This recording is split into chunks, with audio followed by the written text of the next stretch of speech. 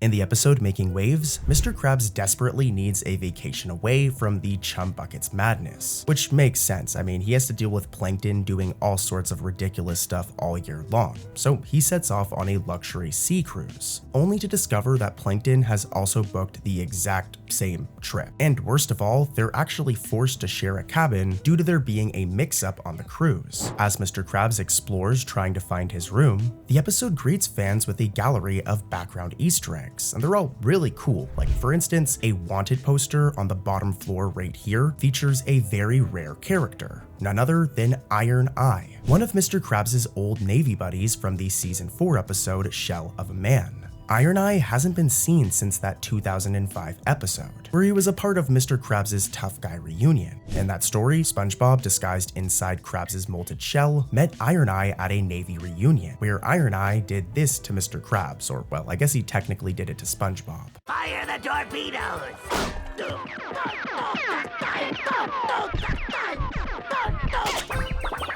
Later in the episode, Iron Eye also revealed that his intimidating metal eye was actually made of formica, while he and the other macho sailors confessed their own insecurities. Well, seeing Iron Eye's face on a cruise ship poster in Making Waves is a deep-cut reference, especially for nerds like me, who watched the show growing up, as it playfully implies Iron Eye might be up to no good, hence the wanted part. It'd be cool to see what the dude's been up to after nearly 2 decades off screen, but let's head over to another Easter egg. Real quick though, guys, I just want to say I'm one of the only non-AI SpongeBob sleep channels on YouTube, so please subscribe. I'm like a real person. This is my real voice. You can actually probably hear that I'm kind of sick right now. I just played a show. Here's a picture from my concert. That's me right there. So my voice is a little shaky, but please subscribe. I'm more showing that so you guys know I'm a real person. I'm not one of those crappy AI cartoon channels. So yeah. And if you're wondering why I sound so sick, that's why I got sick after the show. But anyways, back to the Easter eggs. Entering the cabin hallway, Mr. Krabs fails to notice a pair of creepy grinning toddlers holding hands in the corridor. And if they look familiar, that's because they are. Longtime viewers will recognize this spooky duo as a nod to the toddler from the episode Escape from Beneath Gloveworld.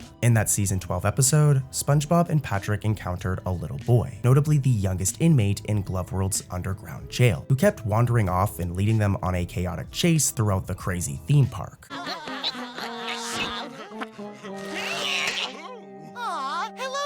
It seems the Making Waves team brought back that character model not once, but twice, as they appear here as eerie twin children, standing ominously in the hall. This moment is more than just a SpongeBob reference, it's also a horror movie homage. The image of the 2 kids holding hands, and them being twins, is a direct spoof of the ghostly Grady twins from the 1980 film The Shining. In fact, the show originally storyboarded an even stranger sight in this scene, a fish in a bear suit trying another fish's shoes. This very random and bizarre clip is actually another reference to the same film and a very bizarre moment from The Shining. However, in the end, the episode went for the twin scene instead, cutting what I just played you entirely from the episode. But there's actually more, as to drive the parody home, the cabin Mr. Krabs ends up in is room 237, another reference to The Shining, more specifically the infamous haunted room 237 from the Overlook Hotel, a location from The Shining. It's a clever multi-layered Easter egg, as within SpongeBob's universe it brings back minor characters, like the Gloveworld toddler, but it also plays homage to a classic horror film movie. So whoever wrote this episode, or whoever put this in here, is definitely a big horror movie fan. But let's keep it going, as there's more Easter eggs in this one episode.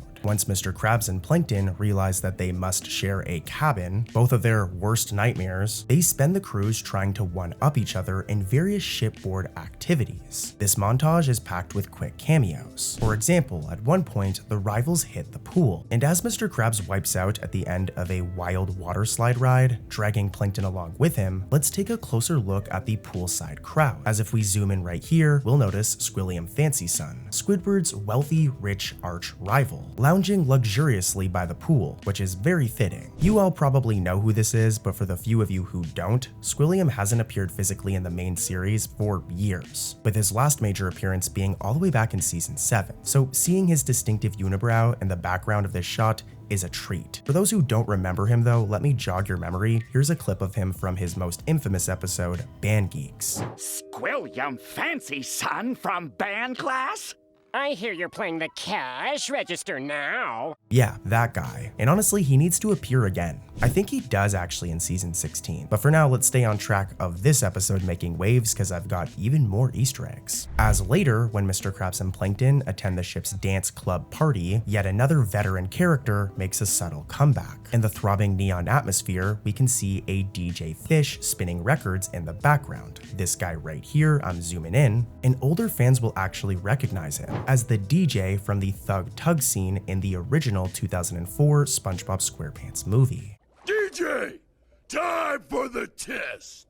This tall sunglasses wearing DJ was ordered by the Thug Tug's owner, Victor, to crank up the Goofy Goober song in an attempt to expose any bubble blowing babies in the bar. More specifically, SpongeBob and Patrick. Now, for the most part, the DJ's only appearance had been in this movie, but that was only until now. As in Making Waves, he's finally been incorporated into the series, with him being seen in this scene right here.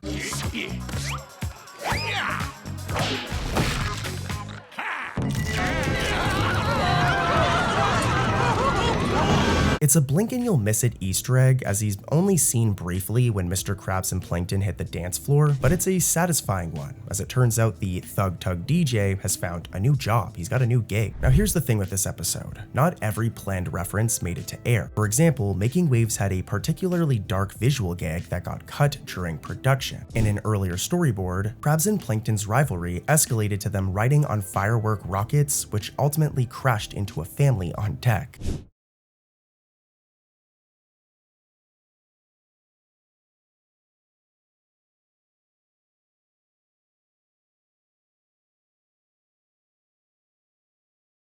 I mean, considering that they could have literally just killed that family, this joke was deemed too morbid by Nickelodeon and was removed from the final episode. It's very understandable, but let's head over to another episode, guys. I've got more Easter eggs in another episode. And a reminder, please subscribe. I'm really trying to hit 10K, guys. I hate YouTubers that constantly remind you to subscribe, but again, I'm one of the only non-AI SpongeBob channels here. Like, these videos take a long time. We put a lot of love into them, so please subscribe. But let's keep it moving. The episode, Pablum Plankton, puts a spotlight on our favorite one-celled villain and peppers the story with references that you guys are going to love, spanning SpongeBob's history and beyond. Premise is already tongue-in-cheek. Plankton accidentally wins a cutest baby contest and becomes the mascot for a popular baby food brand. The opening scene finds Plankton in his lab, concocting explosive chemicals. When he overhears SpongeBob and Karen, I don't know why SpongeBob is at Plankton's house, by the way, but he overhears his wife and SpongeBob giggling over a certain something. And this is where the first Easter egg comes in. To Plankton's horror, they're paging through his baby photos. I was never adorable. These photos have gotta go. You were such a cute baby. Now, here's the thing. This image and all of these different images of baby Plankton that Karen shares are drawn in the exact same way that baby Plankton was drawn back in the season 5 episode Friend or Foe, making for some really cool continuity here, especially considering SpongeBob is a show that is very lazy with continuity sometimes. In other scenarios, they probably would have just done an entirely new design, but if you look at side-by-sides right here, you'll see that it's like almost identical, meaning the animators deliberately pulled from Friend or Foe's character model sheets. It's possible the artists reused it as a handy asset, but I don't know, it also kind of feels like an intentional Easter egg to me. Pretty cool, but let's keep it rolling and continue this episode. Plankton, of course, is mortified by the baby photo display, but the humiliation isn't over. SpongeBob, endeared by Plankton's cuteness, enters one of those baby pictures into the Baleen baby food contest. Shockingly, Plankton wins the contest. Actually, it isn't very shocking, I'm being rude. Look at these baby photos. He's a cute baby, but he wins the contest without even knowing it. And suddenly, he's thrust into fame, with him becoming the new face of the baby food brand. Blipping butt cracks. I say Bailey's baby!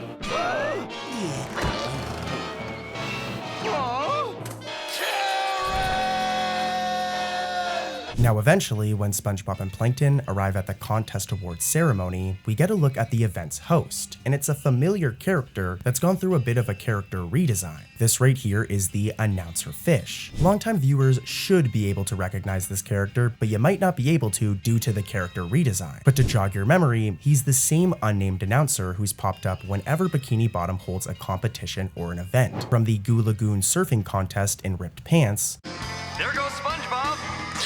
Ripping his pants again. to the snail race in The Great Snail Race. Seriously, I'm just a fan. I was on my way to my seat, the door was open. Hey, what are you doing? No.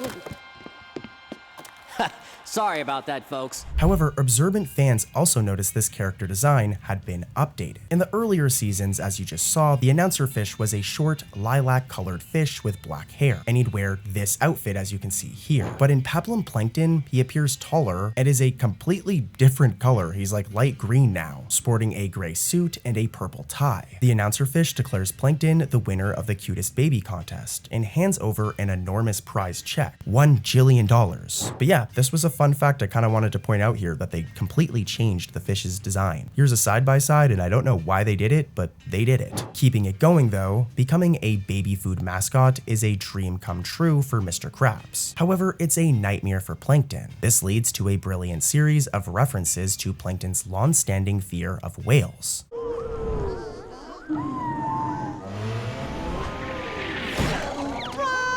Now you're probably asking, Cartoon Corey, how is this an Easter egg? This is just a random thing that Plankton's scared of whales. It isn't actually very random. This is actually like a running character trait of Plankton. Fans will recall that Plankton is terrified of Pearl, Mr. Krabs' whale daughter, and whales in general, a character trait that we first seen in One Course Meal from season 7, where Mr. Krabs realizes that Plankton is for some reason scared of Pearl and takes advantage of this, dressing as a whale and scaring Plankton any chance that he gets.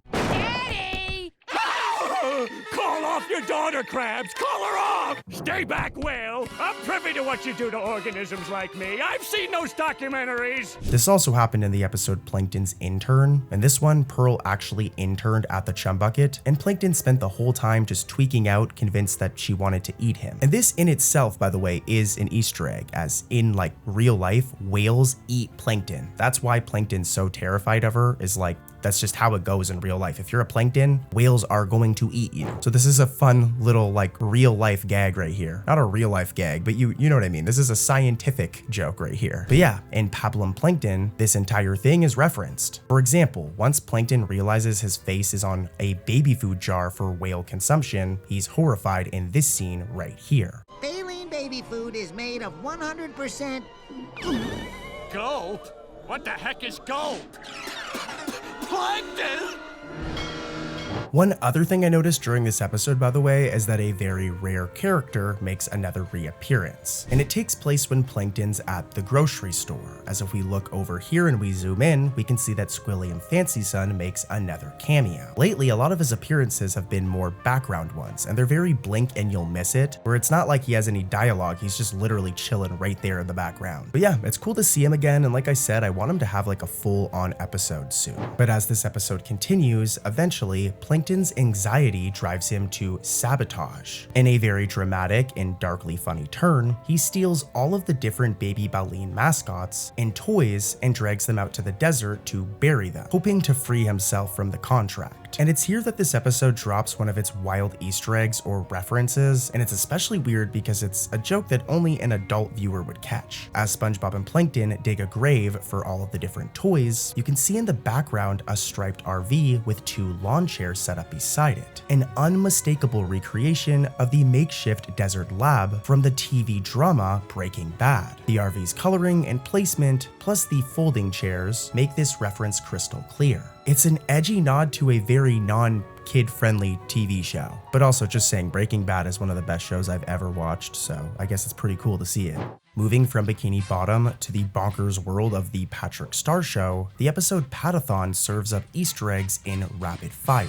Here's the setup. Patrick is hosting a live telethon from his living room, aiming to raise money for snails who can't dance. Now, this variety-style show and this episode is framed as Patrick's wacky family putting on stunts and answering phones for charity. But despite Despite being a spin-off, Patathon does not shy away from referencing the main SpongeBob series. In fact, it revels in it, weaving classic SpongeBob elements into Patrick's surreal TV marathon. As the telethon kicks off, Patrick's sister Squidina introduces a roster of neighborhood volunteers, manning the phone bank. Eagle-eye viewers will spot Squidward unhappily taking calls, but the real treats come during the outrageous performances. One standout segment is a cutaway to a black and white old movie-style scene featuring Plankton and Patrick in a Frankenstein parody. In this segment, Plankton's a mad scientist, known as Dr. Plankenstein, and Patrick plays his hunchbacked assistant, Patgore, a play on the actual character from Frankenstein, Igor. They have SpongeBob laid out on an operating table, playing the role of the yet-to-be animated monster. Now, for those who haven't caught it yet, this whole sketch is a loving spoof of Universal's Frankenstein, complete with thunderclap and lightning as Plankton shouts. Ring! Ring! Give my phone life! But it also sneaks in a SpongeBob-specific Easter egg. To jolt SpongeBob's Frankenstein body to life, Plankton uses a pair of whirly brains as the makeshift electrodes. We see two whirling pink brains with propellers attached to SpongeBob's head, spinning furiously as the electricity flows. And this is really cool, as these devices are a direct callback to the season 10 episode Whirly Brains. These toys right here. Attach the propeller and watch your brain soar hundreds of feet into the air as you control the action. These were one of the more bizarre gags in the series for sure, but it's cool to see Patathon resurrect it. As I always say though, keeping it going, the telethon format of this episode allows for a lot of other random cameos. For example, another blink and you'll miss it gag is during one of Grand Pat Star's Daredevil stunt segments, as throughout the ride you can see blindfolded boxers slugging it out as part of like the obstacle course. And you may recognize one of them, as one of them is Reg, the tough tattooed doorman from the iconic episode No Weenies Allowed. Welcome to the Salty Spittoon. How tough are you? I had a bowl of nails for breakfast this morning. Yes, so? Without any milk. In that memorable season 3 episode, Reg was the bouncer of the Salty Spittoon and famously denied SpongeBob entry for being too weak. Seeing Reg appear years later in Patathon, still buff and now randomly boxing in Patrick's backyard, is a hilarious deep cut. He doesn't have any lines and it's purely a visual cameo, but for fans, the image of Reg is unmistakable. Even SpongeBob himself makes an appearance in this episode, despite it being Patrick's show, and he comes dressed for the occasion. When it's SpongeBob's turn to perform a brief dance number to encourage donations, he shows up wearing a pink tutu-like outfit called a mantu, a male version of a tutu. And longtime viewers might recall SpongeBob excitedly buying this exact same garment years in the past in the episode Toy Store of Doom. Hey, Patrick. Hey, SpongeBob. What's with the tutu? It's not a tutu, it's a mantu. You can tell because it has Extra support! It was a quick joke back then, but apparently SpongeBob held on to it, because here he is twirling in the same costume on Patrick's stage. Next up is the episode Squidward's Sick Days from season 13. And in this one, Squidward ends up faking being sick just so he doesn't have to go to work, which is very Squidward. He's a very lazy guy sometimes. Just as you can imagine, this doesn't go as planned, and Mr. Krabs sends a certain somebody to look after Squidward. Oh, you are in no condition to be alone. That's why I brought you some help. Take one of these and call me in the morning. the doctor is in. Now there's actually quite a few Easter eggs in this episode, but for them to make sense, I gotta give you guys some context. So at the start of this episode, it's Squidward at work, and as you can see, he isn't having a very good time. Everyone's yelling at him, but it turns out that this is a nightmare. However, during the nightmare, he actually makes a certain face that is a reference to an older episode. For example, take a look at this clip right here. This face right here that Squidward makes when he screams is almost identical to this face that he made in the episode Graveyard Shift.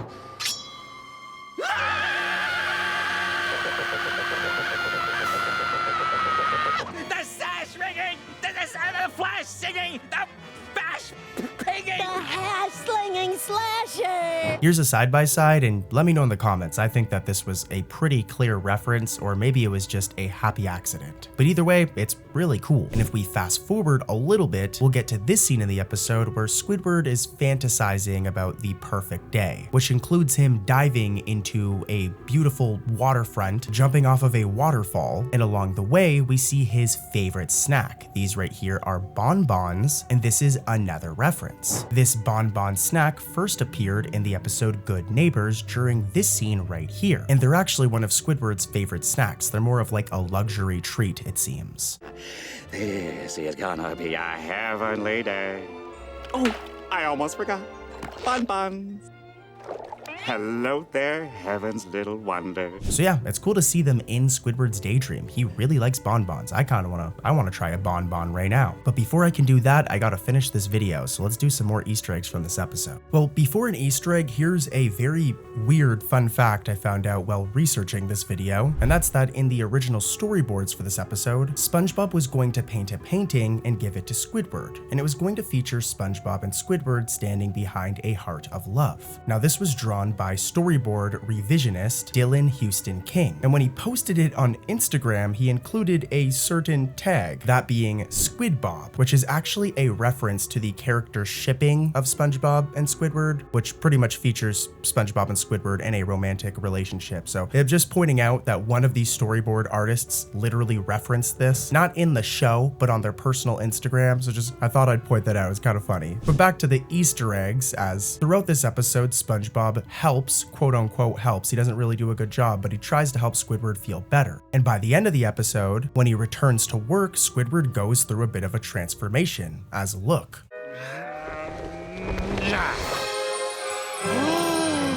I used to be sick of everything, but I'm not sick anymore. I've been plagued by toxins and stress built up over the years at this job, but SpongeBob washed those away.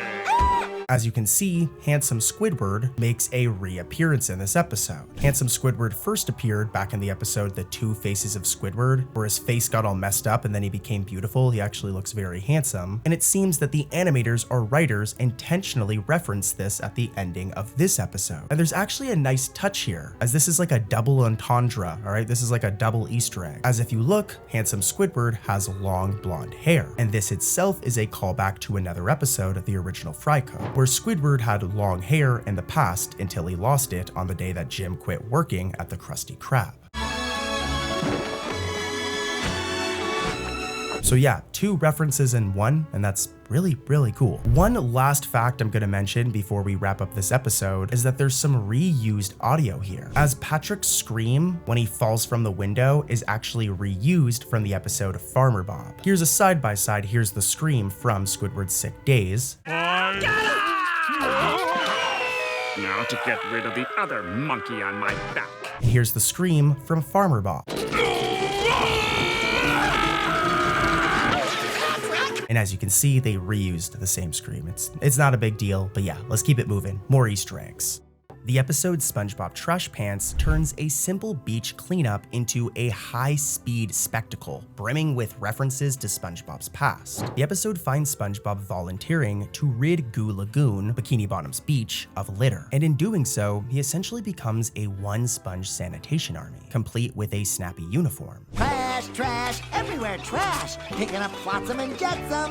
SpongeBob's the name, and litter's my game. So if you got garbage, I'll get some. Well, longtime fans will immediately recognize SpongeBob's outfit in that last scene I just played, as it's almost a duplicate of the Union Soldier style uniform he wore during the indoor campout of the season 6 episode Pineapple Fever. The difference though, this new version is bright white and sports a taller cap, but the homage is unmistakable. It's a fun visual cue that SpongeBob is entering battle mode against trash, much like he did against Cabin Fever. And indeed, he takes his new duty comedically seriously, which, as you guys know, that's how SpongeBob is. Remember when he became a hall monitor? He took that job equally as seriously. Anyways though, when this potato chip bag catches the breeze and flies off, SpongeBob gives chase across Bikini Bottom, and the episode becomes a grand tour of Easter eggs. The first stop, the boat rental kiosk at Goo Lagoon, which eagle-eyed viewers will remember from the episode A abandoned twits. And there's more. As SpongeBob sprints past, determined to catch the rapper, he suddenly pulls off a classic gag. He deepens his voice to a booming baritone and sprouts a heroic square jaw. This hilarious transformation is a direct callback to this scene from the episode Hall Monitor. And assume my duties as... Hall Monitor! Wish me luck, Mrs. Puff. Gotcha! Fell for the old tears of a trash man routine. I'll just put you in my pocket for safekeeping. As you just seen, SpongeBob for a moment acquires a deep authority voice and ends up looking like a total Chad, a Giga Chad. Look at that jawline. In Hall Monitor, it was a part of his overzealous persona, and seeing it resurface in an episode years later, like 20 years later, is a perfect inside joke showing that SpongeBob is still a control freak, and he can have a really nice jawline sometimes. The chase scene becomes a who's who of Bikini Bottom cameos. At one point, the Hot Rod tough guy from the episode Midlife Crustacean zooms by in his flaming convertible. Hey, you guys must be lost! Doofus Drive is around the corner! This time though, he gets pulled over by a police officer for speeding. The tough guy instantly becomes a softie. He produces flowers and chocolate out of nowhere and hands them to the cop in apology. But meanwhile, in the midst of the chaos, Bubble Bass barrels through the scene wearing a familiar ensemble he wore way back in the season 1 episode Fools in April. I guess Bubble Bass hasn't updated his wardrobe since 1999, which is a cute detail for observant fans. And keep your eyes peeled on the background as Bubble Bass tries to escape SpongeBob, as for a split second, Patrick is visible hanging from a carnival prize hook on the boardwalk, desperately trying to stay hidden. The visual gag references Patrick's antics in The Whole Tooth from season 9, where in this scene he does a very similar action at a fair to avoid going to the dentist. Wow. And we have a winner.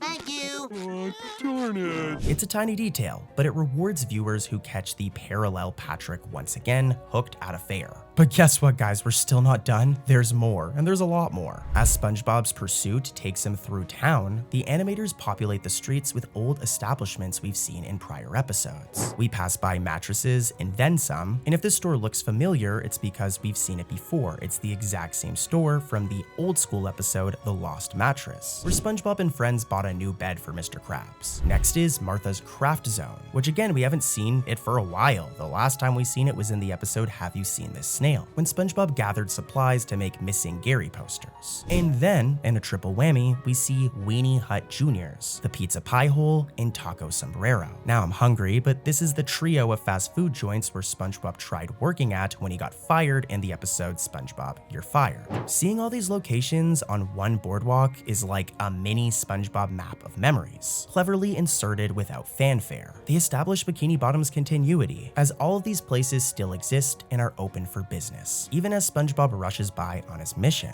The climax of the chase sequence is equally jam-packed with even more references. SpongeBob ends up launching into the air and crashes directly into a horse-drawn funeral carriage, driven by Slappy, the living dummy character from Nickelodeon's crossover, The Patrick Star Show. As SpongeBob hurtles through the psychedelic sky, keen fans will notice it's the same sky tunnel that Mrs. Puff and SpongeBob flew through in the episode Doing Time. Here's a side-by-side, and yeah man, this is a reference to a season 3 episode. It's really cool. Reusing that distinctive swirling background for SpongeBob's trash flight is a brilliant deep cut, and even the title card of SpongeBob Trash Pants carries an Easter egg. Its design mimics the title card of Jellyfish Hunter from season 2, except now there's trash everywhere around the title. But actually, there's more, and you really need to be a nerd to catch this one. As a cherry on top, the episode slips in a meta reference that even the most seasoned fans might have been stunned by. For those who don't know, a WH-2O radio tower appears during the chase, a sunken red and white boat with a tall antenna, mass broadcasting music. Casual viewers might just see a random radio station, but SpongeBob nerds like me recognize WH-2O as the fictional Bikini Bottom radio from the Best Day Ever album, a SpongeBob music album released released in 2006 that opened with a WH2O skit. I'm gonna play it here. I'm gonna try to put some music in the background maybe so it doesn't get claimed, but listen. Hi, radio listeners. This is SpongeBob SquarePants. When I'm in Bikini Bottom, I listen to Albacore, the tuneful tuna, on WH2O. WH2O. In Trash Pants, this very station is shown for the very first time in the series, making the first ever crossover of a SpongeBob album element into the TV show.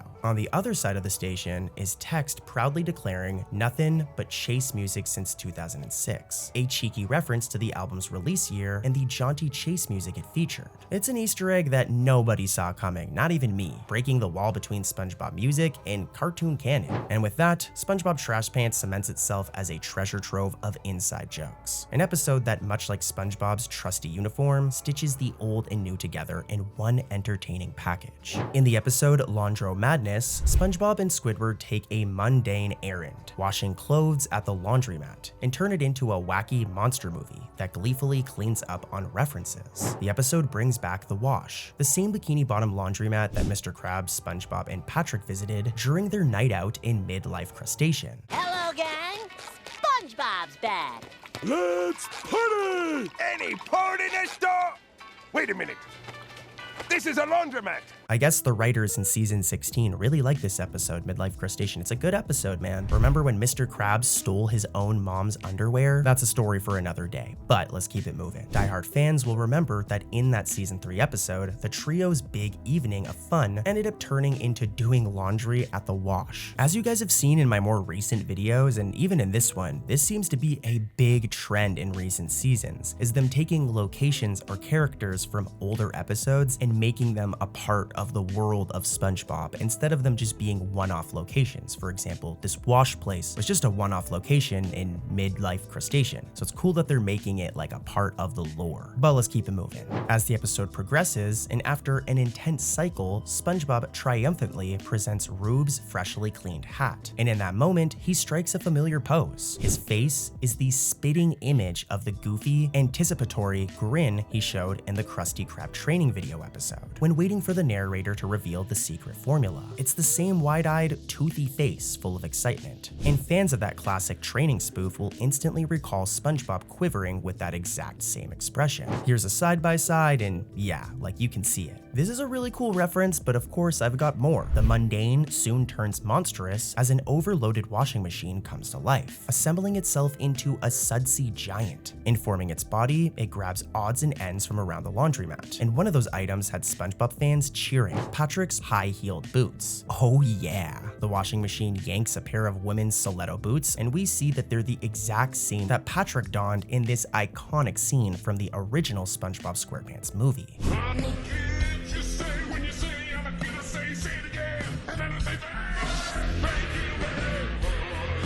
The monster uses them as one of its makeshift legs. It seems Patrick's fashion choice was memorable enough to haunt Bikini Bottom's laundry. And speaking of familiar faces, as the climax unfolds, none other than Fish Cowboy from the episode Boating Buddies saunters into the wash. I think we all learned a lesson here today, and I wrote a song about it. In Boating Buddies, this country western fish randomly appeared. Roll the footage.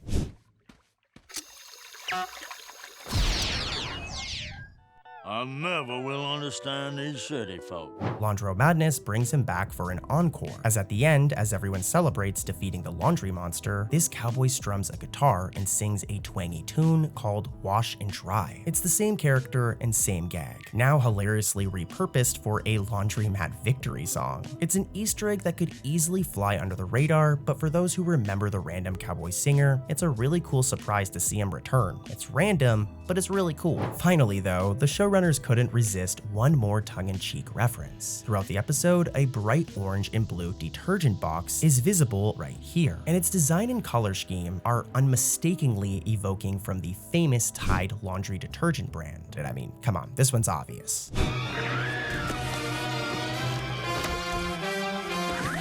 Tilly, be nice. Leave that starched shirt alone.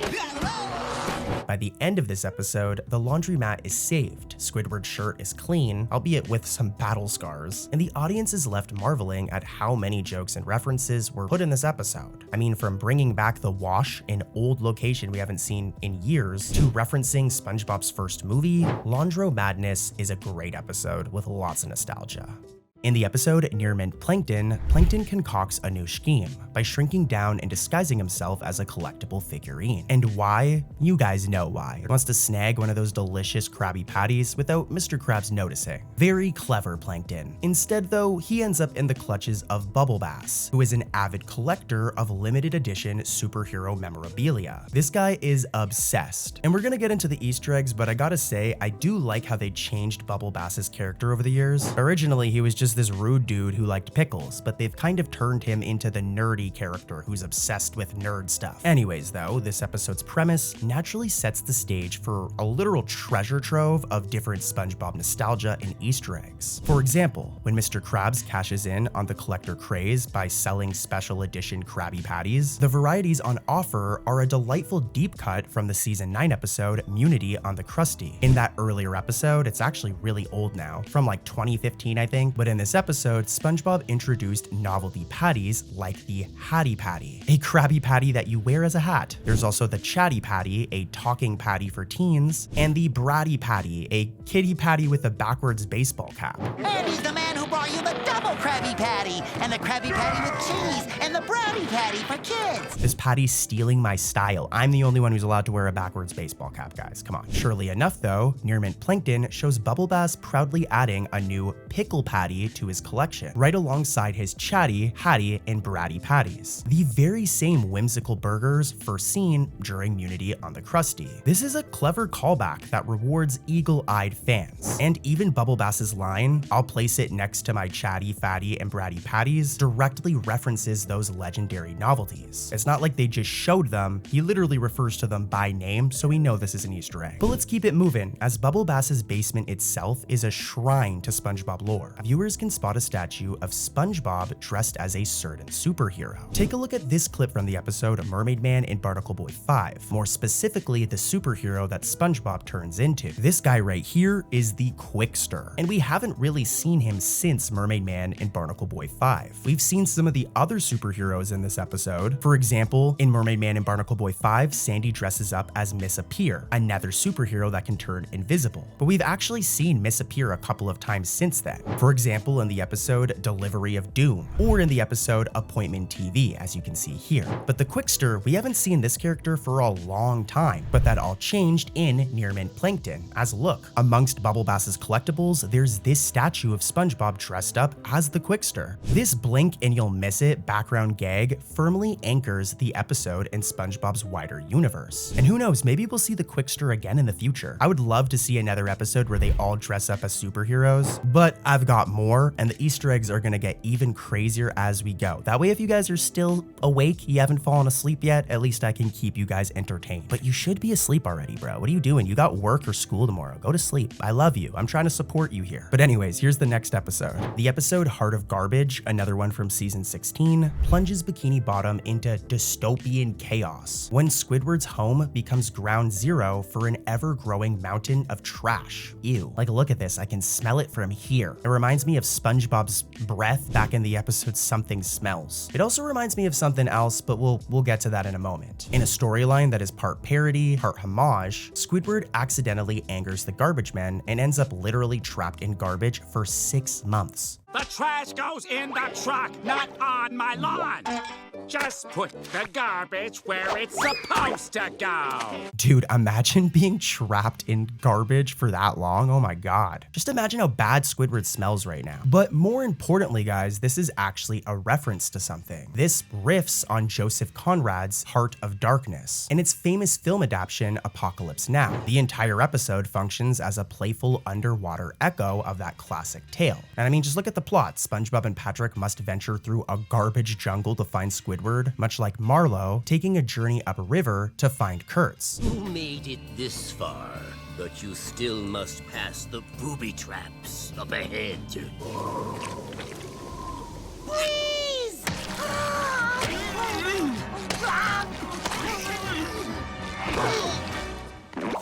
This homage is acknowledged right in the title as well. I mean, it's called Heart of Garbage, which is a direct spoof of Heart of Darkness. Also, fun fact, longtime viewers will recall that this isn't the first time that Squidward's house has been overtaken by trash. Back in season 7's Keep Bikini Bottom Beautiful, SpongeBob once helped Squidward avoid littering fines by moving all of his litter to his house, thus turning his house into a house of garbage, complete with trash furniture and a trash bed.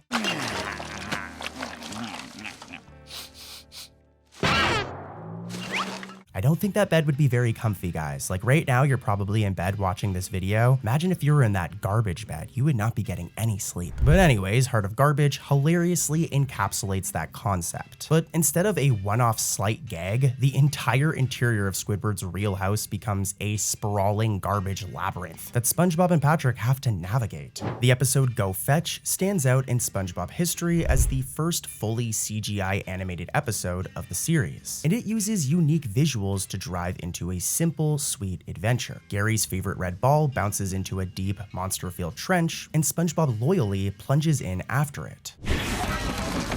Good thing this huge pile of lost balls broke our fall. From the very start, the animators hid references in the background art, but not all of it made it into the final episode. For example, early concept paintings for the trench include scenery modeled after SpongeBob's season 1 episode, Muscle Bob Buff Pants. And there's also a scene that didn't make it into the episode, resembling imagery from SpongeBob's season 4 episode, Have You Seen This Snail? Which is fitting because this episode does follow a similar plot. Now these are subtle nods. A rock formation here, a lighting setup there, that gives long viewers a warm sense of deja vu as SpongeBob and Gary descend through the dark depths. But the treasures of Go Fetch aren't just in the scenery, they're also in the props and characters. Gary's coveted red ball is a direct continuity nod to the episode Gary's New Toy from season 9, where Gary becomes obsessed with this toy. Go and get it.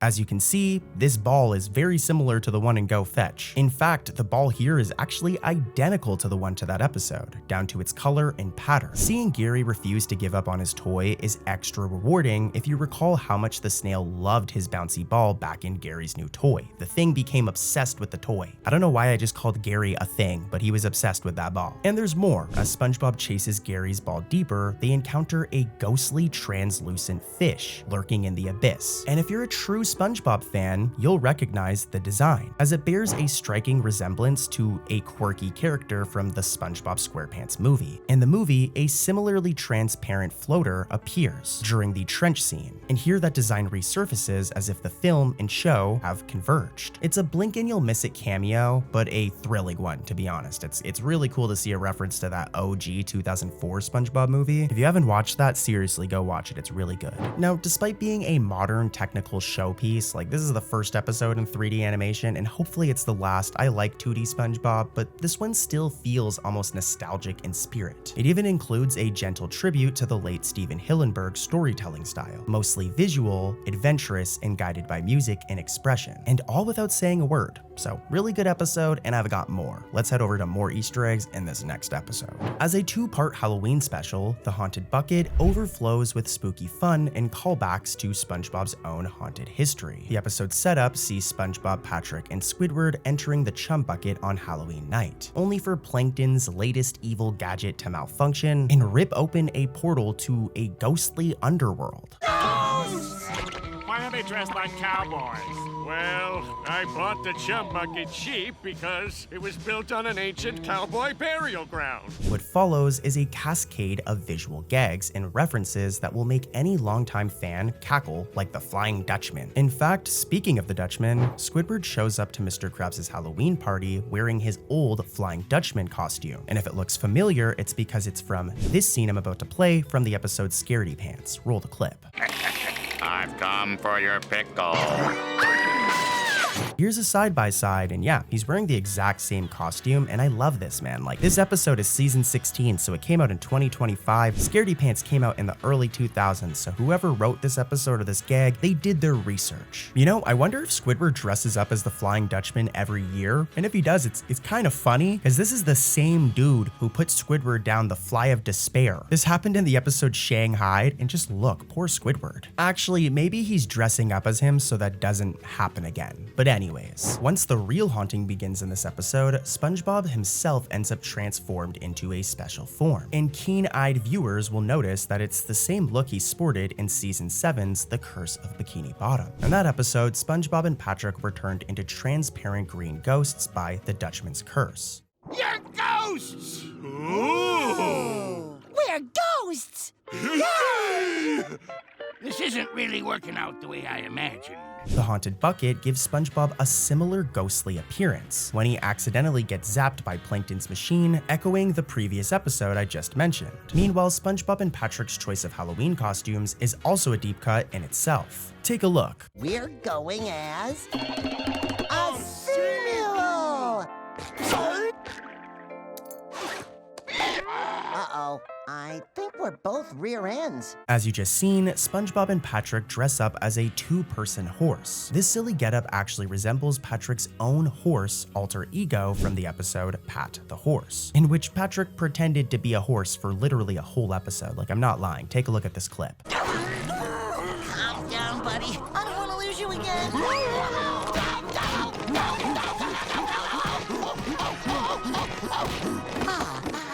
But the episode doesn't stop at character costumes. The entire Chum Bucket laboratory is dressed up with references. When Plankton chases the trespassers into his basement lab, the set piece will look familiar, as the lab's layout closely resembles the high-tech lab seen in Welcome to the Chum Bucket, right down to the large machines and eerie lighting. Like, here's a side-by-side and you can definitely see it. Additionally, SpongeBob's old robot SpongeBob makes a cameo in the corner, and this is the same robot version of SpongeBob from the episode Welcome to the Chum Bucket. Get welded. Wait!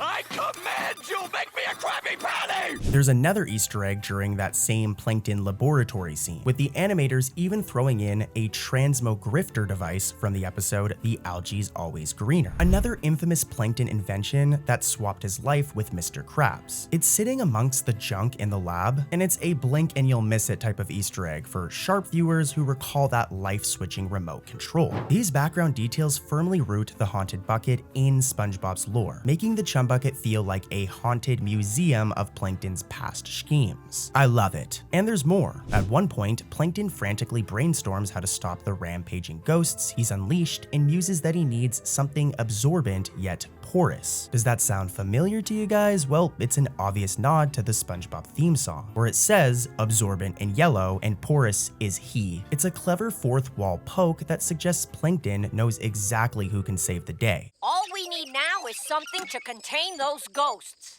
Something absorbent, yet porous.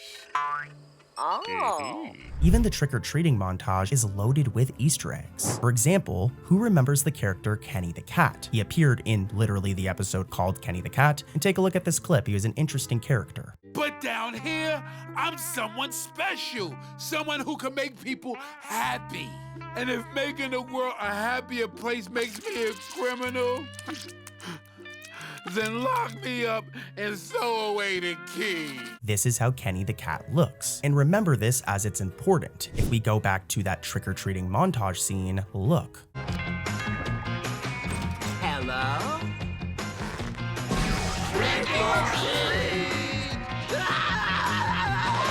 As you just saw, one of the background kids is dressed as Kenny the Cat, complete with whiskers and a ear headband. And he even has a poster of Kenny in his house, referencing the famous air-breathing feline from the episode Kenny the Cat. This is really cool because it's more world building. Kenny the Cat is a celebrity in Bikini Bottom, if you guys remember from the episode Kenny the Cat, so it makes sense that a kid would have a poster of him and would dress up as him. This was really good writing here. But if we look closely, another costume child twirls travels in a sparkly pink gown. Well, a lot of people think that this could be a reference to Glinda, the Good Witch from The Wizard of Oz. Here's a side-by-side. Let me know what you guys think in the comments. You should be sleeping though. You shouldn't be commenting anything actually. Just stay sleeping, close those eyes, and let Cartoon Corey put you to sleep. It sounded kind of creepy, but I don't mean it like that. But let's keep it moving, as just when you think the Haunted Bucket has packed every single SpongeBob reference possible, it even tips its hat to Charlie Brown. Some of you guys might not know Charlie Brown because you're young, but Charlie Brown is like an iconic cartoon from back in the day. But yeah, a few scenes gently parody the Great Pumpkin Charlie Brown special, with pumpkin ghosts and candy gags that Peanuts aficionados will definitely recognize. All of these homages and in-jokes are woven seamlessly into the narrative. The characters never pause to explain them, like I do, but fans like me in the know will be very happy with this episode, so go give it a watch. First up is Superstition, and this is a season 16 episode. In this one, Friday the 13th comes to Bikini Bottom.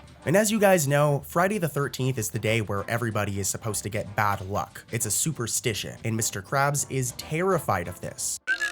Oh, no, no, no, no, no! An indoor whistle brings luck's dismissal!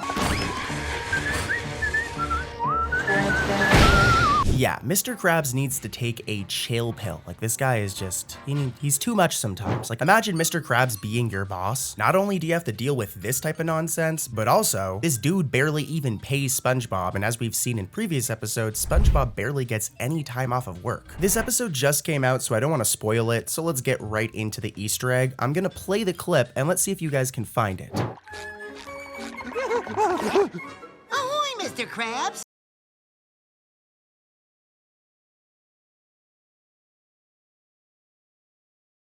Your morning cup of tea coming right up.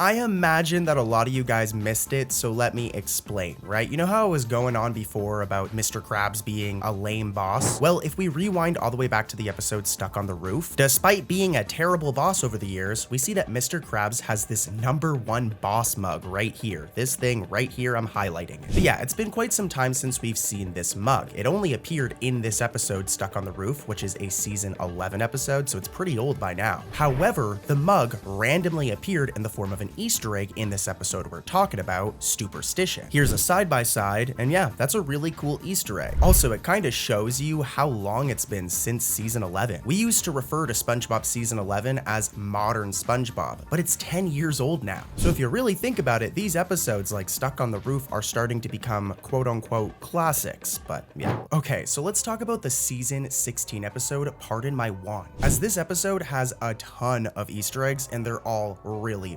interesting. But first, let me give you guys a little bit of context. That way the Easter eggs actually make sense. But yeah, in this one, SpongeBob gets this magic wand right here. And I mean, just think about it for a second. This is the same dude that when he became hall monitor at school, started walking around thinking he was a cop causing car accidents. SpongeBob and having the ability of magic is kind of a bad mix. It's an entertaining mix. It makes for a really good episode, but you guys know that SpongeBob is about to cause freaking mayhem. What if we just cure your hiccups instead? I'll get you some water. Huh? That'll fix it. Okay, now you guys know the premise of the episode and we can get into the Easter eggs. And this first one is a really good one. You do have to be a SpongeBob nerd to get it. I'm gonna play the clip and let's see if you guys can spot the Easter egg, and then I'll come back in and I'll explain it.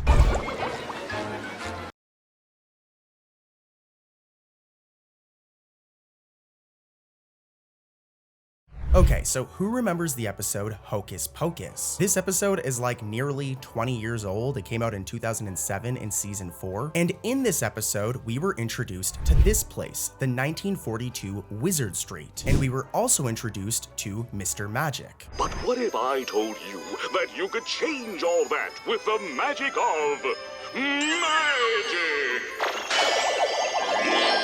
Yeah, this guy right here. Now, we haven't seen Mr. Magic or that castle I was just talking about since Hocus Pocus, so it's been like nearly 19 years. But randomly, somebody decided to include it in this new SpongeBob episode, Pardon My Wand, right here. But it's a little different now. It seems that it's been redesigned and rebranded as Mr. Magic's Magic Shop. Like, it actually has a name now. And it seems to be a magician's performance venue. Also, we don't see Mr. Magic in the episode, but he cameos on the sign right here. Here's a a side-by-side, and yeah, really cool. I'm gonna move on to another one, but I really want to highlight this one's really random. Hocus Pocus isn't some iconic episode. It's a great episode, but it isn't like Eels and Escalators, the board game from Sailor Mouth. It isn't like that appearing in a newer episode. This one means that whoever wrote this episode went back and they did their research. However, this next Easter egg is a reference to like an iconic episode, Tea at the Tree Dome, which was Sandy's first ever appearance back in the day. So, what's your name? Sandy. So, what do y'all call yourself? I'm SpongeBob! Canonically, they've completely changed this now, especially with Camp Coral, as Sandy literally appears in Camp Coral, despite being seen literally meeting SpongeBob for the first time in Tea at the Tree Dome. But anyways, I want you guys to remember this orange bird right here that appears in this bird bath in Tea at the Tree Dome, as it's probably going to help you spot this next Easter egg. Roll the clip. We gotta handle this enchanted doohickey real delicate like.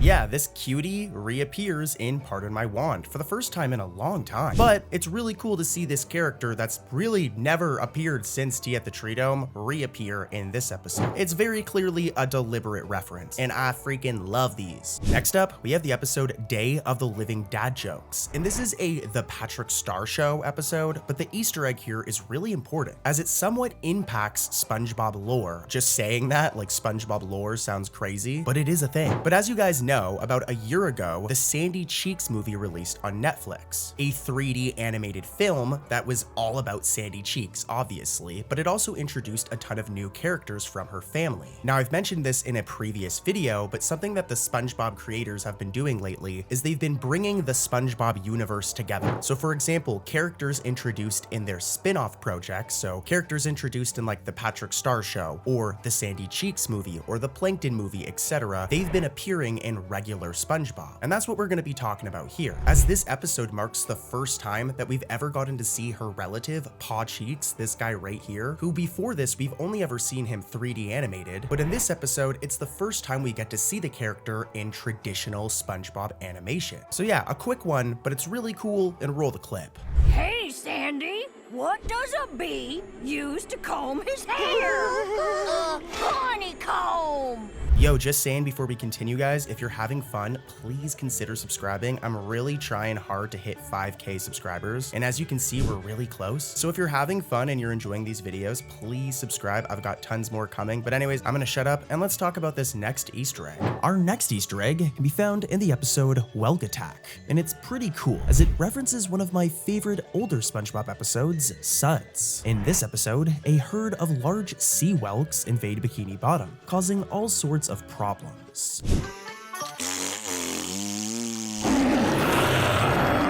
Why are they invading, you may ask? Well, it turns out that the whelks are sick, as explained by Sandy near the end of the episode. Now, during this scene, SpongeBob compares the whelks' sickness to Suds, the same illness SpongeBob had to deal with all the way back in the season 1 episode titled, well, Suds. I know just what to do. After all, I've had the suds. I just have to absorb the whelk snot, and they'll return to normal. The episode SpongeBob's Last Stand is all about SpongeBob and Patrick protesting the demolition of their favorite Bikini Bottom location, Jellyfish Fields. Now, at one point, we see a parade celebrating the construction of the Shelly Superhighway. And if you're a true SpongeBob fan, you'll notice that the band of the parade is wearing the exact same outfits as Squidward's band in Band Geeks, thus making for another interesting little Easter egg. I love these season 1, 2, or 3 callbacks. They're the best. So who here is familiar with this character? This character is named Granny, and she along with Miss Grusselpuss are both pretty rare in terms of incidentals. They don't show up very often. Well, they make a slight cameo in the episode Grandma's Secret Recipe, as both characters appear while SpongeBob and Great Grandma are knitting. This isn't necessarily the most mind-blowing Easter egg or cameo, I'll admit, but hey, it's pretty cool. The next episode we'll be talking about today actually features 2 Easter eggs, so let's just skip the plot summary and get right to the good stuff. The first is a SpongeBob's Last Stand reference, with this Save the Jellyfish sign being shown in the pile of rubble. Another reference is this ukulele, as it's most likely a reference to the ukulele used by SpongeBob in the episode Fun, which is another reference to an older SpongeBob episode. I love those. In the episode Whatever Happened to SpongeBob, SpongeBob develops amnesia after running away from Bikini Bottom and eventually finds himself in New Kelp City. This place is very similar to New York, and believe it or not, SpongeBob actually becomes mayor of this place. However, due to him having amnesia and forgetting his name, he goes by a new name. It will always be safe to blow bubbles on the streets of New Kelp, or my name isn't Jesus Brown Pants. Well, this is actually referenced in the Season 7 episode, One Course Meal, when Plankton literally refers to SpongeBob as Cheesehead.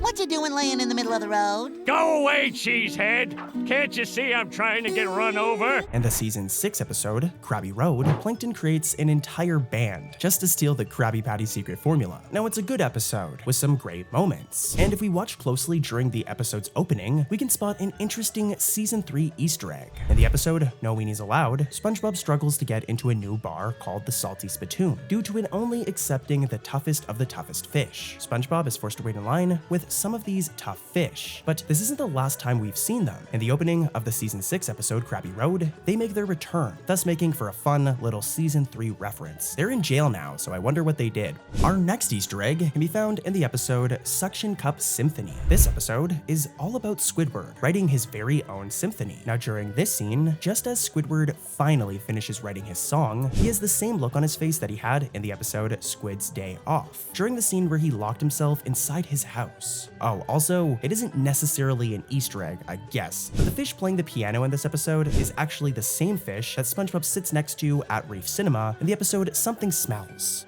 As most of you know, Squidward is an artist, so it's no surprise that one of his old paintings is referenced in Season 6. The painting in particular are his 483 self-portraits first seen in the episode Gone, and they appear when SpongeBob is having tea with Squidward in the episode Not Normal. Another reference can be found as SpongeBob and Patrick are belly sliding through town. As they go off a ramped truck, Oyster Stadium can be seen for the first time in a while as they are falling. Our next Easter egg can be found in the episode Boating Buddies. In this episode, instead of a typical SpongeBob boating school episode, is all about Squidward attending boating school after getting a ticket. As you can imagine, this was all SpongeBob's fault, of course. But luckily for him, SpongeBob decides to help out, eventually leading us to this scene where Squidward does his driving exam. For a few frames, the rare incidental character Granny appears, thus making her first appearance since her debut episode, Have You Seen This Snail? Our next Easter egg can be found in the episode Potato Puff, but we need to go back for it to actually make any sense. Mrs. Puff, as always, is stressed out and defeated after yet another failed driving lesson with SpongeBob. So she decides to just give him a license anyways so that she doesn't have to deal with him anymore. Mrs. Puff, Thank you, SpongeBob. Congratulations. Have a nice life. Now, when she gets home, if you look on the wall, there's a portrait of the exact frame on screen. This is known as a recursive image, and it's actually referenced in the opening of the Season 13 episode Potato Puff. As look, there's a portrait of the exact frame going on in the episode on Mrs. Puff's wall yet again. Our next Easter egg can be found in the episode Squirrel Jelly, but it revolves around the Season 1 episode Jellyfish Hunter. This episode is pretty messed up, with Mr. Krabs sending SpongeBob to collect jellyfish jelly so he can sell it as a condiment at the Krusty Krab. Mr. Krabs completely abuses the situation and creates a factory for the jellyfish. It's really sad. One of the characters we're introduced to in this episode is Friend, aka No Name, a larger jellyfish that SpongeBob has a bond with. Now, since Jellyfish Hunter, we haven't seen this character. However, in the episode Squirrel Jelly, near the end of the episode, Friend can be seen in the background, thus making for an awesome reference or callback to an iconic episode. So in the season 13 episode, There Will Be Grease, Plankton and Mr. Krabs are forced to work together after discovering a well of miracle grease under their restaurants. They both have their own intentions with the grease. Mr. Krabs wants to use it to improve the Krusty Krab menu, while one of Plankton's uses would be to use the grease as lube for killer robots. And if you're a true SpongeBob fan, you'll notice that the robot shown in the thought bubble is Plankton's tank robot, the exact same one that appeared in the SpongeBob movie Sponge Out of Water. Talk about a cool callback. Our next Easter egg can be found in the episode Bottle Burglars, and it references the iconic Season 2 episode Frankendoodle. In this episode, SpongeBob and Squidward accidentally let Plankton slip away with the coveted Krabby Patty secret formula. So as you can imagine, the episode is primarily focused on the not-so-dynamic duo trying to retrieve it. Well, spoiler alert, they do, and the episode has a happy ending. But if we watch closely, when Squidward turns on the Krusty Krab security footage, a drawing of Doodle Bob can be seen on the bottom of the table, referencing both Frankendoodle and Doodle Dimension. In the Season 2 episode, Survival of the Idiots, SpongeBob and Patrick overhear a dream Sandy has about fighting two very popular Western criminals, Dirty Dan and Pinhead Larry, and eventually take on both personas as they play cowboys and bandits. All right, Pinhead, your time is up. Who you calling Pinhead? Now this eventually results in both Pinhead Larry and Dirty Dan getting their butts absolutely handed to them, like they get their butts kicked and presumably killed, thus giving us these two gravestones with the names Pinhead Larry and Dirty Dan on them. Well, these gravestones are referenced in the episode Shopping List, as both can be seen during this scene, thus making for a heartwarming little Easter egg for all of the longtime fans like myself. So this next one is a bit of a deep cut, so get ready, as what the episode references is very subtle. I didn't even realize it at first. In the episode Ghost Host, the Flying Dutchman realizes that he's lost his scary mojo. So to try and sharpen his skills, he tries to scare both SpongeBob and Squidward. It doesn't go very well, but during one of his attempts to scare SpongeBob, he transforms into this big red bug thing. And honestly, since this episode, we haven't really seen it since, but it seems that this exact transformation is referenced in the episode Ink Lemonade, as during this scene, where Squidward first enters the creepy nursery, there is a picture of this exact same big red bug that the Flying Dutchman turned into on the wall, thus making for, like I said, a really deep cut in terms of Easter eggs. Like, the Flying Dutchman transforms 50 plus times in Ghost Host, so it's interesting that they chose this one to reference in particular. In the episode Squeaky Boots, Mr. Krabs begins to freak out when he can't escape the sound of, well, squeaking. This drives our favorite crab crazy and gives us this scene where Mr. Krabs turns blue and begins to hear and see the word squeak everywhere. He has a total meltdown. Could the world's greatest fry cook do this? And this, and this, and this, and this, and this, and this, and this, and this, and this. Well, this scene seems to be directly referenced in the episode Plankton Paranoia, with this scene.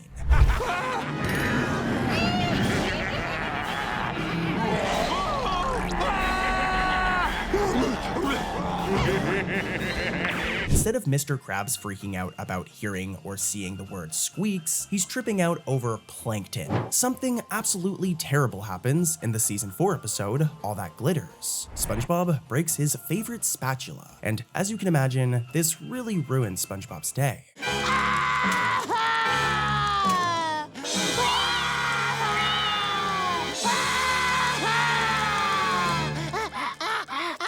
Don't worry though, at the very end of the episode, we get this hilarious scene of SpongeBob being reunited with his old friend, and the episode ends with everything back to normal. Now the Easter egg in question can be found during this scene, and has to do with everyone's favorite incidental, Fred. If you're a true SpongeBob fan, you'll know that this isn't the first time we've seen Fred in this outfit, as it's actually a reference to the outfit he wears in the classic season 3 episode, One Crab's Trash. The episode, 20,000 Patties Under the Sea, has an Easter egg in its title. For those who may not know, the title is a reference to a Julie Verne novel, 20,000 Leagues Under the Sea. That's not the only Easter Easter egg present in this episode though. The con man from the episode Chocolate with Nuts is back again, and he cons SpongeBob and Patrick once more. Now after he cons SpongeBob and Patrick, he says, "Hey, thanks again guys." This means he remembers the characters from the last time he conned them. Another cool thing you may not have known about this episode is that Gene Simmons from the band Kiss plays the sea monster in the episode. Pretty cool. One of my favorite SpongeBob episodes is Season 3's Just One Bite. In this episode, Squidward tastes his very first Krabby Patty,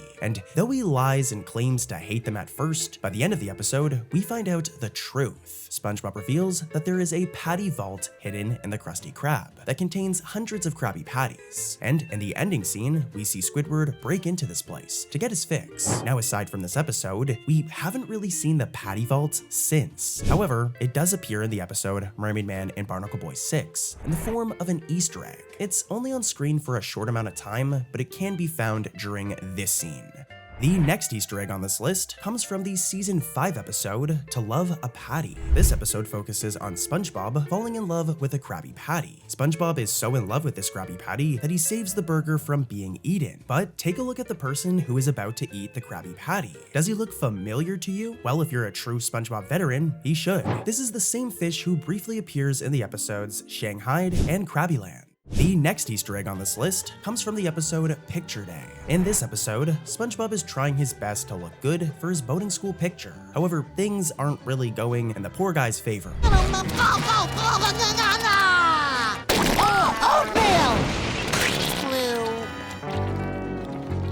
At the end of the episode, we see the picture that ends up being taken, but you may be wondering why all the other pictures are, well, humans and not fish or SpongeBob characters. Well, that's because what you're looking at is actually the creator of SpongeBob, Stephen Hillenburg's yearbook, and Stephen Hillenburg's picture is replaced with SpongeBob's. Our next Easter egg can be found in the Season 13 episode, Upturned Girls. I know we've covered it a lot recently, but this Easter egg is really cool and new, but it is a little complicated, so pay attention. In the episode, Squeaky Boots, it's Pearl's birthday. So we learn about flipper slippers, new shoes that are a bit of a fad amongst teenagers, and seem to be especially popular with young girls. Pearl wanted these for her birthday, she doesn't get them, but all of her friends wear them, and we know that Pearl really likes these and really like shoes. Well, it seems that these shoes are referenced in the episode Upturned Girls, as when Pearl and Narlene enter the shoe area, there is a poster on the wall for what seems to be new, updated, or evolved versions of the shoes. I know this for sure because at one angle, we can see at the bottom that the shoes are by Flipper, and like I said, the shoes that they're referencing are called Flipper Slippers.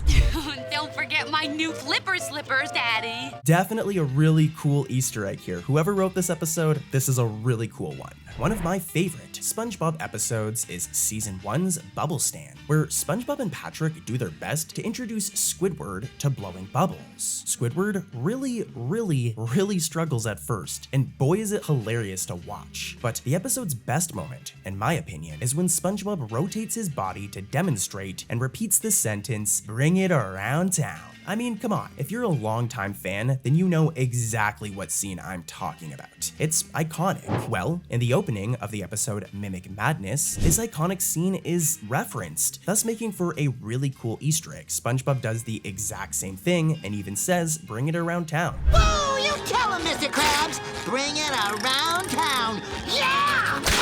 In the episode we were introduced to Patar, SpongeGar, and Squog, the prehistoric counterparts to SpongeBob, Patrick, and Squidward. These three are quite the trio, and we hadn't really seen them since Season 3. Well, that is, until the Season 5 episode, Atlantis Square Pantis. In this episode, SpongeBob, Patrick, Squidward, and Mr. Krabs, and Sandy, journey to Atlantis, with Plankton secretly attending as well. And the episode turns into a bit of a musical, with everyone performing a song at one point. Now, if we pay attention during Squidward's song, we can find a few familiar characters, as SpongeGar, along with Patar and Squog, make a small little cameo. Pretty cool, huh? The character Lady Upturn was first introduced in the episode Krusty Catering, and has been quite the reoccurring character ever since, with her even being included in the SpongeBob spin-off Camp Coral, with a major role. Well, the episode Upturned Girls, an episode we already talked about today, gave Lady Upturn's character even more more personality, with Lady Upturn getting her own luxury shop called Upturn's. If we watch closely during this scene, we can see that an extremely rare incidental makes their first appearance in nearly 20 years, that being the female collector, who made her last appearance in the season 3 episode, One Krabs Trash, where she wants to buy the soda drinking hat for Mr. Krabs. Talk about a long-lost character.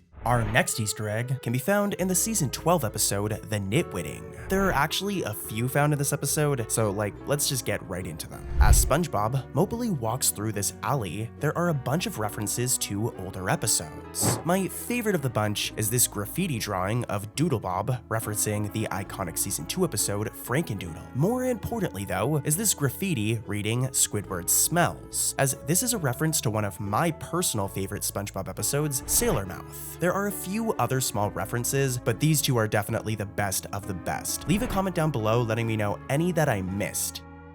SpongeBob has encountered a ton of interesting pets throughout the show's 13 seasons, ranging from other pet snails to a pet worm to even a pet seahorse. Well, there's a little callback to this in the episode The Clam Whisperer, as when SpongeBob is seen following some clams, 3 classic pets can be seen drinking out of a river with straws. Larry the Snail from the season 2 episode Dumped, Rex the Worm also from the same episode Dumped, and finally Mystery the Seahorse from the episode My Pretty Seahorse. It's cool to see all of these pets show up all in one episode for one Easter egg. This next one also has to do with our favorite seahorse, Mystery. So let's skip the plot summary and get right into the Easter egg, as Mystery makes a really cool, and I mean really cool, cameo in the episode Gary and Spot, and can be seen during this dance party scene. Oh, also the classic character, Pluffy Fluffy, from the episode A Pal for Gary, you might remember it turns into a monster, also makes an appearance in this episode. It can be seen in this cage during this scene, thus making for another nostalgic Easter egg. Our next Easter egg can be found in the episode The Ballad of Filthy Muck. This episode is all about Patrick going out of his way to become the most grossest and stinkiest person in all of Bikini Bottom. But more importantly, the episode also has a really cool Easter egg. If you look closely, during this scene, an ice cream sign at Glove World says glove flavor. And though this might seem like nothing, it's actually a reference to the candy glove flavor that SpongeBob literally ate in the iconic episode Rock Bottom at the location of the same name.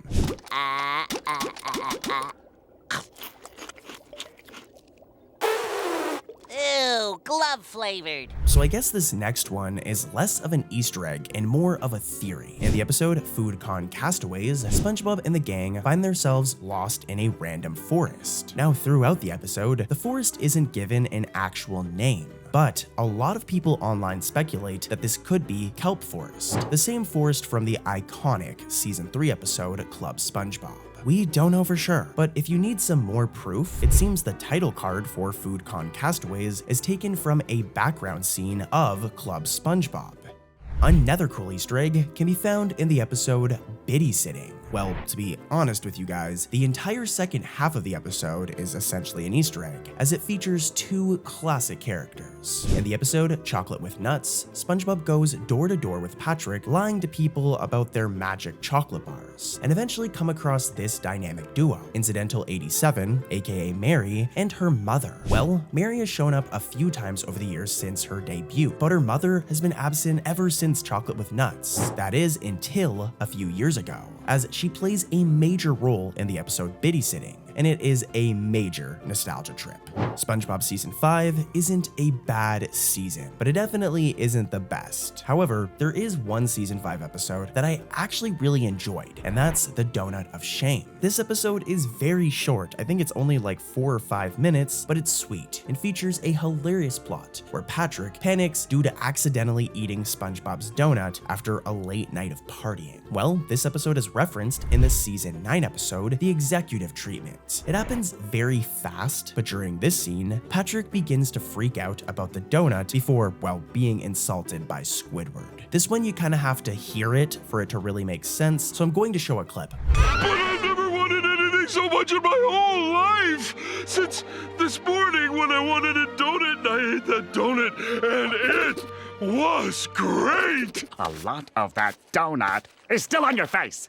In the episode, Mermaid Man vs. SpongeBob, the Krusty Krab introduces a new promotional item that collaborates with Mermaid Man and Barnacle Boy, known as the Krusty Kids Meal. This thing even comes with a Mermaid Man toy, so you know that the superhero duo's biggest fan, SpongeBob, got his hands on one. Well, we know for sure now after the episode Appointment TV, as in the episode's intro, SpongeBob has one of the Krusty Kids Meals on his shelf. Talk about a true collector. So I'll admit that this last one is a little bit iffy, but in the episode Just One Bite, we see SpongeBob throw on these spicy reading glasses as he pages through a dictionary. Now, I'm not entirely sure if this is a direct reference or not, but it seems that SpongeBob wears these exact same glasses in the episode Stanley S. SquarePants. I don't know for sure, but they're pretty much identical, like they are identical. Leave a comment though. Do you think they're the same glasses? And do you think that this is a direct Easter egg? Leave a comment. Now, how this is gonna work, okay, is I'm going to point out the Easter egg and then I'm gonna show you clips of what that Easter egg is referencing. All right, so I'm gonna shut up and get started. Hysterical history. Here's the first Easter egg.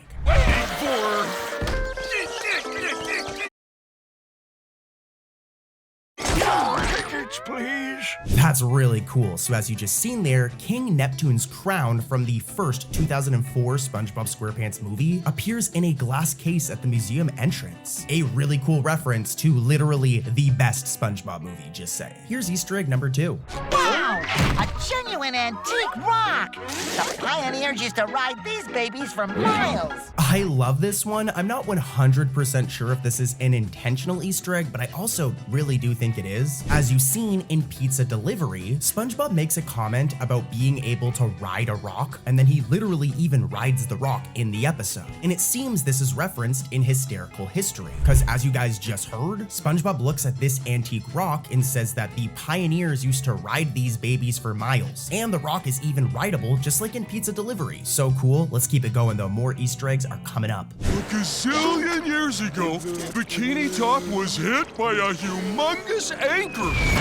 It's really quick, but Primitive SpongeBob and Primitive Patrick from SB129 reappear during the Bikini Bottom origin scene. Also, the prehistoric location and houses from UGG also reappear in the scene.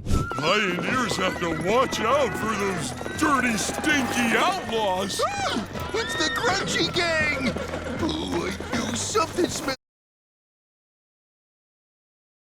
fishy. This Easter egg is more of like a recent one, so I understand some of you guys not getting it. But if you look at these guys that are a part of the Grungy Gang, they're actually the same cowboys from the season 13 episode, A Skin Wrinkle in Time. Psychedelic Sea Era. Yeah, so who remembers SpongeBob's Last Stand? Patrick and SpongeBob, they like protest the demolition of Jellyfish Fields and they dressed like hipster versions of themselves. Well, they make a reappearance in this scene right here and they look as chill as ever. Now guys, we're gonna head over to another episode now. Let's head over to Sammy Suckerfish. There's like 3 Easter eggs in this episode and they're all really freaking cool. Here's the first one. Crabs is cheap. Squidward smells. It's true! Squidward smells great! References to old school SpongeBob are always the best, so I love this first one, as that graffiti right there is a reference to Sailor Mouth. It says Squidward smells and Mr. Krabs is a blank, and this is identical to what SpongeBob finds on the dumpster in Sailor Mouth. Lick up the windows, lick up the doors, lick up the ceiling, lick up the floors. Easter egg number 2 from Sammy Suckerfish is all about the sterilized Krabby Patty, as it seems to be similar to SpongeBob's sterilized kitchen in Procrastination. Some people on Reddit said this one's an Easter egg, but I don't know, guys. This next one, though, is definitely an Easter egg. What do you expect from a sewer dwellers convention? Table manners? Alright, you've had enough. So this dude right here is the sewer monster, and he actually made his first appearance all the way back in like season 6, so like 20 years ago, so like 12 years ago. But in Sammy Suckerfish, he actually like randomly appears as a customer, and this is the first time we've seen him since Krabby Chronicles, so a really interesting one here. That's it for Sammy Suckerfish, but let's head over to Sheldon SquarePants. This one has one Easter egg that's really cool. Why, look, Cecil! It's a baby boy! Fantastic! I've always wanted our son to have a brother! Some might argue if this is actually an Easter egg or not, but the ending of Sheldon SquarePants, as you just seen, hints that Patrick's parents from the Patrick Star Show are canonically alive outside of the Patrick Star Show. We've never seen them outside of the Patrick Star Show, and remember that like them being introduced technically retconned Patrick's actual parents from regular SpongeBob, Herb and Margie. So technically an Easter egg, but if you want the real deal, let's head over to the Dirty Bubble Bass, which has 4 Easter eggs in the one episode. Here's the first one. We can handle this ourselves.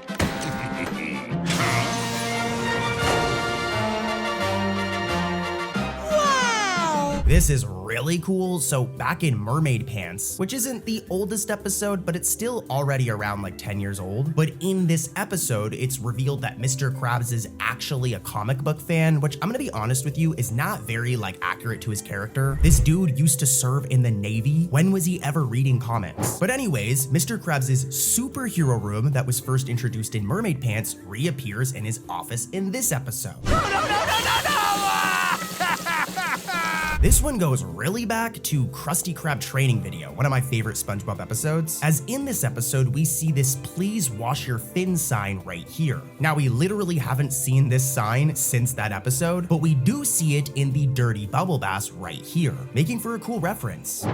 Jackpot! Or should I say, Chum Pot? Back in the Hankering, a big plot point is this large vat of chum. And in the Dirty Bubble Bass, it just randomly reappears right here. Here's one more from the Dirty Bubble Bass, and then we'll head over to our next episode. 382.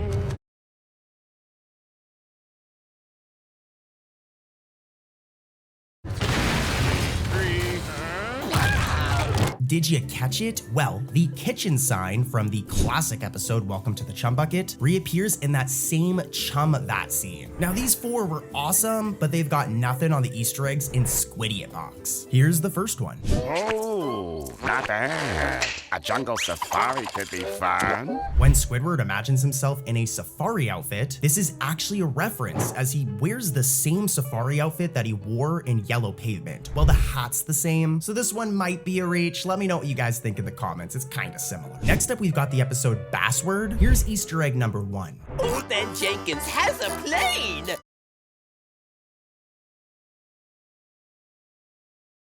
Oh yeah.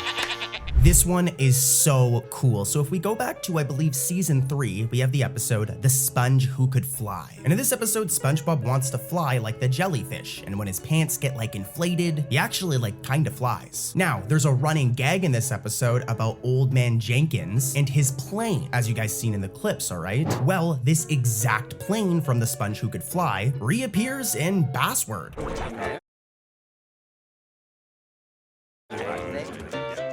Jetsam City, here I come. This one's like interesting, but the Bikini Bottom Station has the exact same design it had back in the Great Patty Capital. Let's head over to our next episode, Buff for Puff. Of course, here's the Easter egg and what the Easter egg is referencing. My show, bro!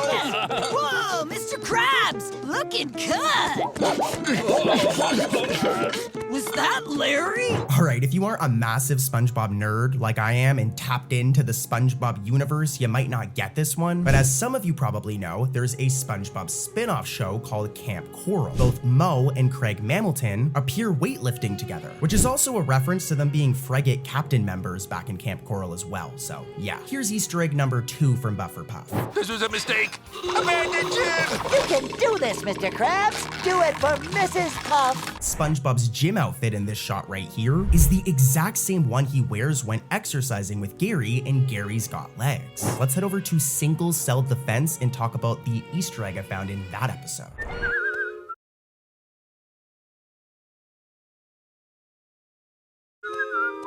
Okay, so this flower shop right here with shattered glass is a reference to the episode Love That Squid. You guys seen the clips before this, so you get it, but this one's hilarious. I love that they even kept the shattered glass from Love That Squid. Here's Easter egg number 2.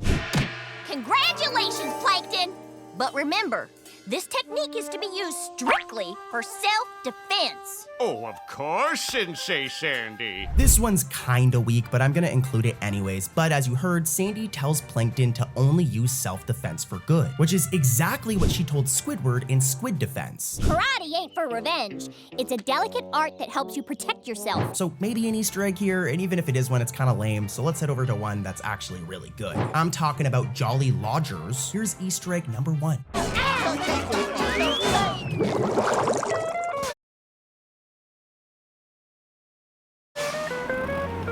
It's easy to miss, okay? But when Squidward's bus arrives at Hotel Halibut, Jim's limousine from the original Fry Cook can be seen outside of the hotel, making for an awesome reference. I loved Jim the Fry Cook. He's from the original Fry Cook. There's another Easter egg in this episode, or I guess I should say Easter eggs, because it's like a ton of Easter eggs in one.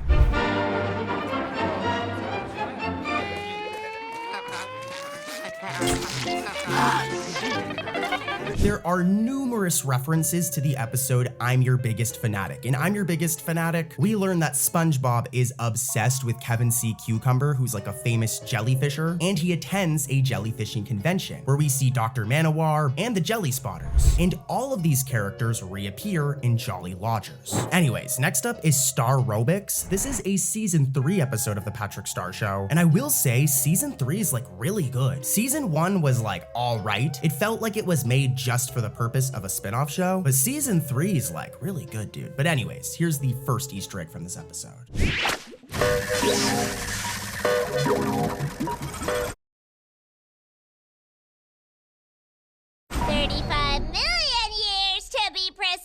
As you can see, we get this shot right here of this time closet wheel, and there are multiple locations seen on it that are references to other locations from SpongeBob. For example, prehistoric Bikini Bottom, which we already talked about today, Random Land from SpongeBob and Random Land, I do not want to go there, Conch Street, the surface of the moon, and the future seen in SB129. Okay, one more Patrick Star Show episode. The episode is the Fun Bucket, and take a look at this. Where would you like to go? Breathe in, breathe out.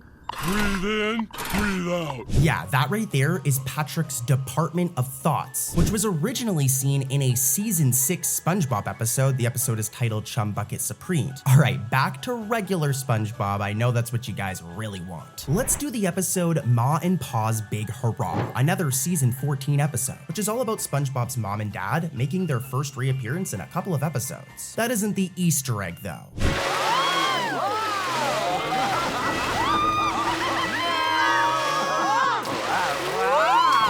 So this one's debatable, but this seems to be a reference to the season 5 episode Roller Cowards. In this episode, SpongeBob and Patrick want to ride a new roller coaster at Glove World, the Fury Fisto Pain. It pretty much like kills people, but they really want to ride it. Now, in Ma and Pa's Big Hurrah, as you guys saw, when SpongeBob and his parents are at Glove World, they skate on a roller coaster that looks like pretty much identical to the Fury Fisto Pain. It isn't confirmed to be an Easter egg, but let me know what you guys think in the comments. I think this is an Easter egg. Check out our next Easter egg in the episode Sponge Chovy.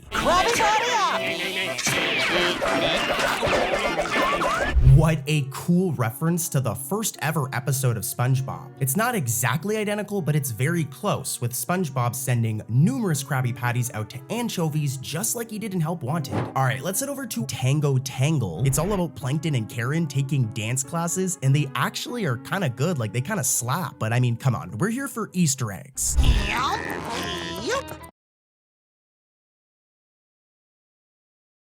Love the new stems, Plankton. Whoa. This one is really cool. So who remembers the episode I Heart Dancing? Yeah, well, who remembers the outfit that SpongeBob wears in this episode? This outfit right here. Look at my boy. I want to get one of those outfits for myself. Now, as you guys just saw in the clips we showed you in Tango Tangle, this exact costume is referenced. Here's the next Easter egg from the same episode. Oh, yes. Yeehaw! It did not go well. In the last scene of that montage, Plankton is actually wearing the same zipper helmet from the iconic episode The Algae's Always Greener. Really, really cool. And believe it or not, I still got another Easter egg from the same episode.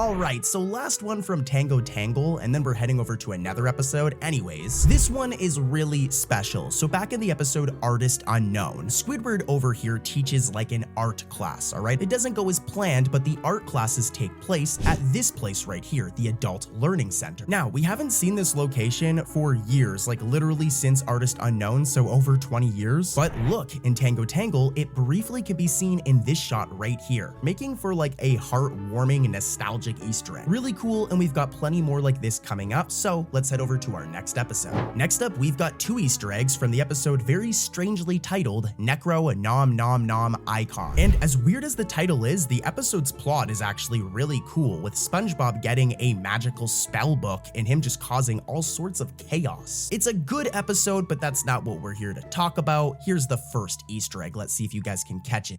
Speaking of customers, stop bothering Mom.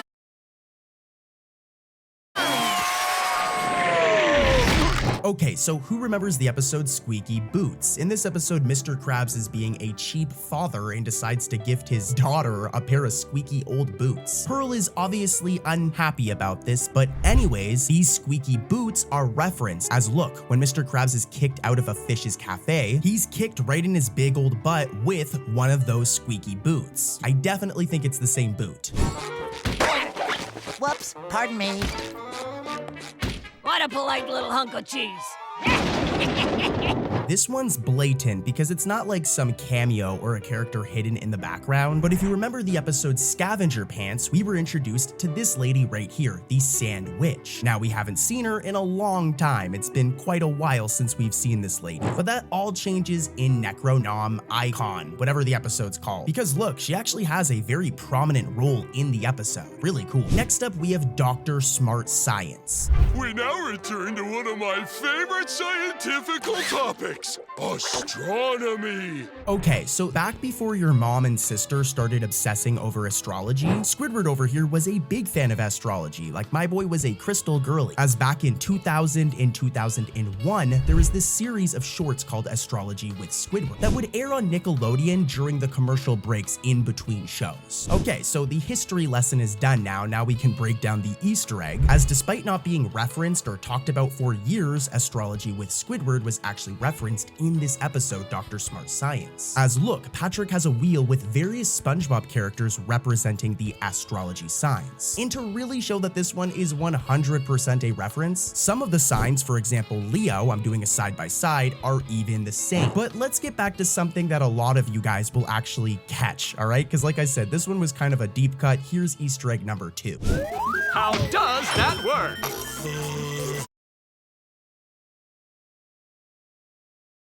You guys know I love classic references, and that's exactly what this one is, as back in Mermaid Man and Barnacle Boy 4, a big plot element is that Mermaid Man leaves this belt right here behind. It's his super belt. It has all these super abilities. SpongeBob plays with it and ends up shrinking Squidward down. And when he's trying to figure out how he can reverse this and get poor Squidward back to regular size, Patrick over here, being, you know, a genius, suggests that he flips the M to a W to put it in Wumbo mode. Yeah, well, Wumbo mode is somewhat referenced in Dr. Smart Science. As in the Patrick's How Does That Work intro, we can see this text right here saying Wumboology or Wumbology, making a clear nod or reference to what I was just mentioning from Mermaid Man and Barnacle Boy 4. Next up, we've got Blood is Thicker Than Grease, which only has one Easter egg, but it's really, really cool. Roll that clip, guys, and here's a hint. It has to do with Plankton's family. There's room for the whole Plankton clan!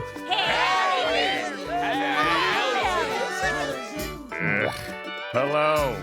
Like I said, I really like this one. So, back in Plankton's army, Plankton decides that he needs to team up with his family to take down Mr. Krabs. And before he actually meets them and eventually realizes that they're a bunch of rednecks, there's this scene where he imagines what they could look like. We get all sorts of different designs of Plankton's imaginary ancestors. And guess what? In Blood is Thicker Than Grease, during the scene we already showed you guys, look, several of Plankton's family members that he imagined appear in this scene. Plankton has an interesting imagination. But yeah, really cool Easter egg, guys, and let's keep it rolling to another episode. Next up, we've got the episode Chum Bucket List. And in this episode, there's the World of Friendship song. Now, throughout this song, there are a ton of Easter eggs. I'm gonna play a couple clips from the song and then we'll start breaking down all of them. Try and see if you guys can spot any of the Easter eggs before I actually reveal them.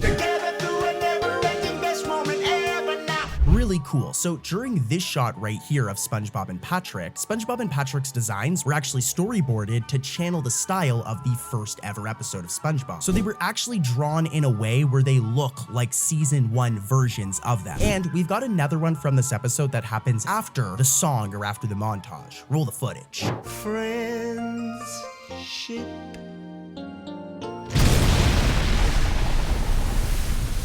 Did you guys catch it? So after the song, this explosion is played, and it might seem familiar because it's actually a reference to 3 older episodes. This exact same explosion clip was shown in Dying for Pie. It was then also used in The Krusty Plate, Frozen Face Off, and Neptune's Ball. And we still ain't done yet, gang. We've got more Easter eggs. Let's head over to another episode. It's in the episode Mamageddon, another season 14 episode that's actually really good, just saying. But I'm gonna play the clip, and I want you guys to pay attention to Squidward's pose, as this is the Easter egg, all right? Roll the footage. I want my Bobby!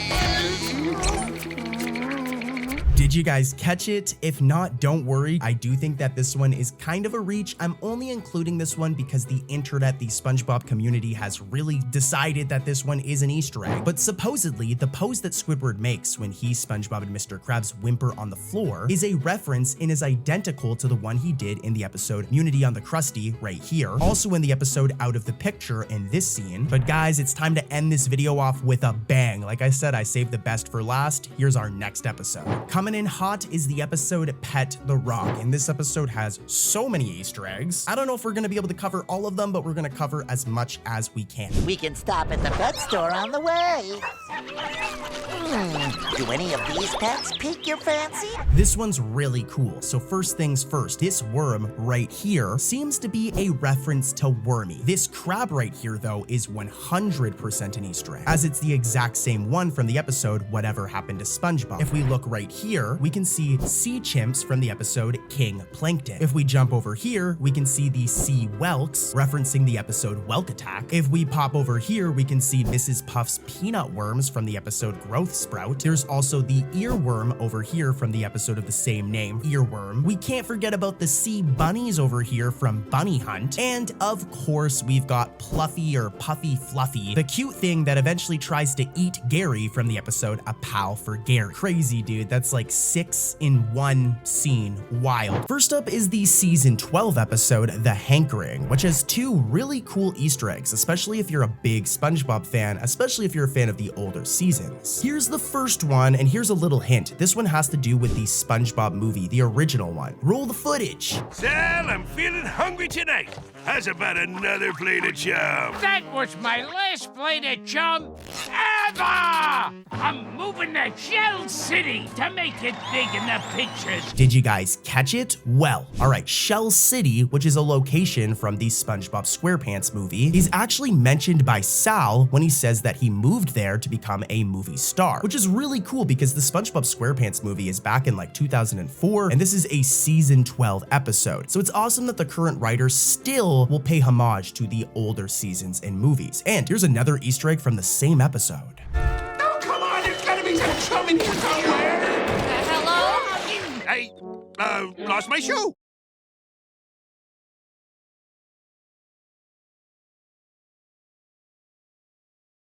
See, found it. Okay, bye. Now, I'm not 100% sure about this one, all right? But the shoe that Mr. Krabs digs out of the trash seems to resemble the one that Gary wears in the iconic classic episode, Your Shoes Untied. Here's a side-by-side. On the left, we got the one that Mr. Krabs digs out in the hankering, and here's what it's referencing on the other side. Really cool reference. I love Easter eggs. And guys, we've got crazier Easter eggs coming up, so let's head over to another episode. Let's take a trip back in time over to SpongeBob season 5. This season was from all the way back in 2005, over 15 years ago, and the episode in particular is Slimy Dancing. You know, it's actually crazy that they were even doing Easter eggs this early on in the show's airing, like season 5. Anyways, though, let's get right into it. Here's the first Easter egg.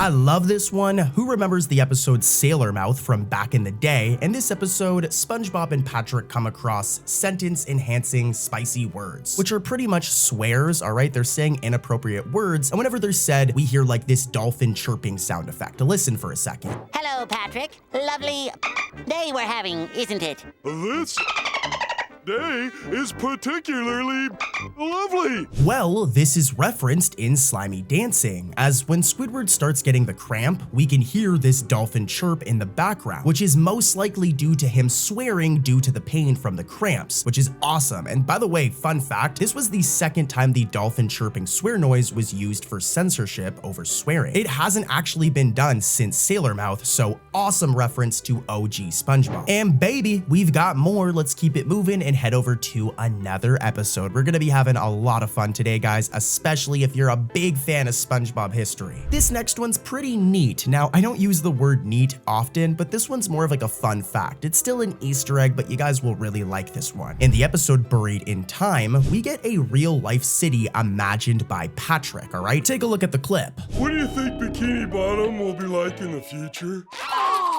Wow! Special drinking fountains for short people! I dream of a town with the perfect blend of commerce and irrigation. Not to mention the breathtaking views. Now, fun fact, it turns out this is a real place. It appears to be Burbank, California, the home and land of Nickelodeon Animation Studios. So, like I said, fun little fact. Let's keep it moving and get back to the real Easter eggs. Season 12 has some hit or miss episodes. Most of them are pretty good, and one of the good ones is Who Are Zoo, an episode where SpongeBob and Patrick create their own zoo made entirely out of bubbles. Pretty cool. I wish I could do that. This episode has 2 Easter eggs. Let's get right into it. Here's the first one. Keep those eyes peeled so it really makes sense.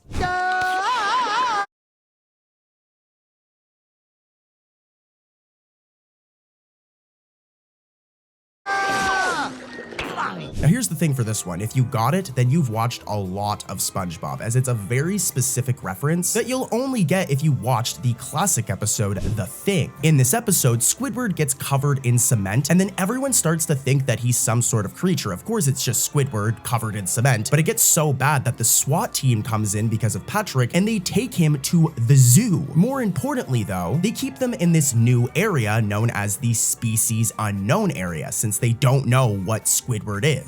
Well, this Species Unknown area, which only ever appeared in The Thing, can actually be seen in this episode in the background over here, which is an awesome reference. And this one is a clear reference. Like, the Species Unknown area, habitat area in the zoo has not been there since The Thing, so I love this one. Really cool reference. And there's another one that's really gonna warm your heart if you're an old school SpongeBob fan. Look at this. Hello, folks. Please leave all your sharp objects at the gate. Okay, Grandpa, spread them.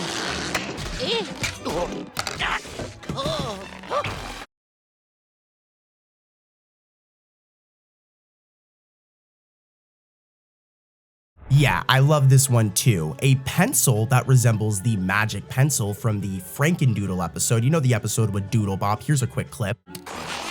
Aw, look at him. Ain't he a doll? Ready for action! Quack!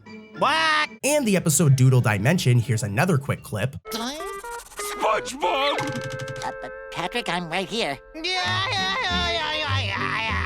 Aw, isn't he cute? Yeah, that pencil is among the many items seen in the live-action close-up of Old Man Walker's box over here, which is awesome. I love Frankendoodle. They need to bring Doodlebop back again. Actually, wait, they did in season 14. I almost forgot. Actually, as a matter of fact, let's cover that episode. It has a really cool Easter egg in it. Now, I'm gonna get into the Easter eggs, but I really want you guys to take a look at some of these hilarious moments from this episode. It's a really good one, and then we'll get right into the Easter eggs. Hey, my imagination box. I wonder if it still works. Oh boy, it's time for imagination. Dude, season 14 so far has been pretty tight. I'm into it. You can see there's improvements being made. There's still some stinky episodes, but this one was a good one with lots of references. Here's the first one. You've probably seen some of them in the funny moments compilation we just did, but here are these awesome Easter eggs I was talking about. Get off my sand! What's happening? Inside my imagination box. Squidward must be lost. Lost in his own Imagination. So this one's simple. Pretty much, this entire episode is a sequel to the iconic episode Idiot Box. I mean, as you guys just saw, SpongeBob even does his iconic imagination animation, which is really cool. Also, here's a really fun one right here. As we learn in this episode, Squidward's imagination is the most active out of everyone's, which is why he's able to re-energize the box. By the way, we learn in this episode that the magic-like box is powered by people's imagination, and Squidward's imagination is so powerful he can recharge the thing. And this seems to directly tie in with the original episode, as if you think about it, in the end, Squidward ended up having the most fun in the box, and then he's taken away by a garbage dump, you know, in the original episode. But Squidward has the most fun with it, so it makes sense that his imagination would be the strongest. I'm rambling. There's another reference in this episode. Roll the footage. Finally, a place with culture.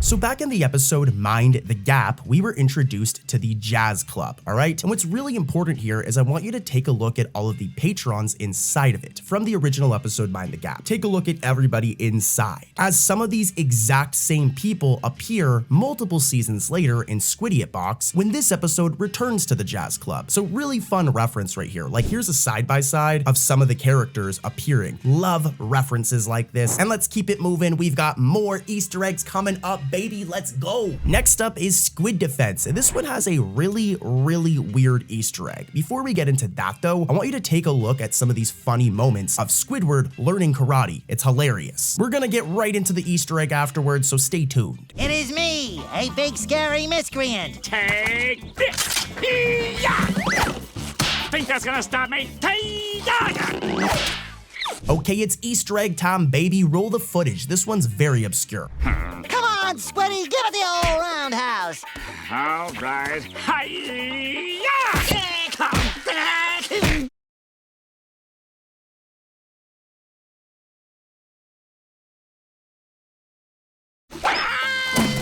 So this right here is the Slug Buddy punching bag, all right? It might seem like an insignificant background object or something like that. It first appeared back in the episode The Great Snail Race. In this clip right here, take a look.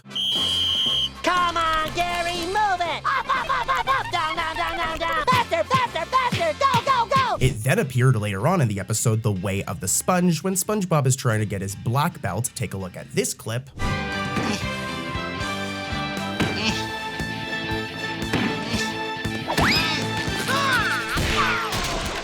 And this is where the Easter egg comes in, as it just randomly appears in Squid Defense in this scene. I already showed you guys the scene, but there it is, the Slug Buddy punching bag right there. Really cool that it reappeared again randomly in this scene. They could have used any punching bag, but I don't think it's a coincidence that they used this one with this design. It's 100% a callback. Here's another nostalgic one from an older episode, a much older episode. The reference can be found in the more recent episode though, Pat Heart Squid, and it has to do with a certain garden. Here, take a look at this. More luggage, please.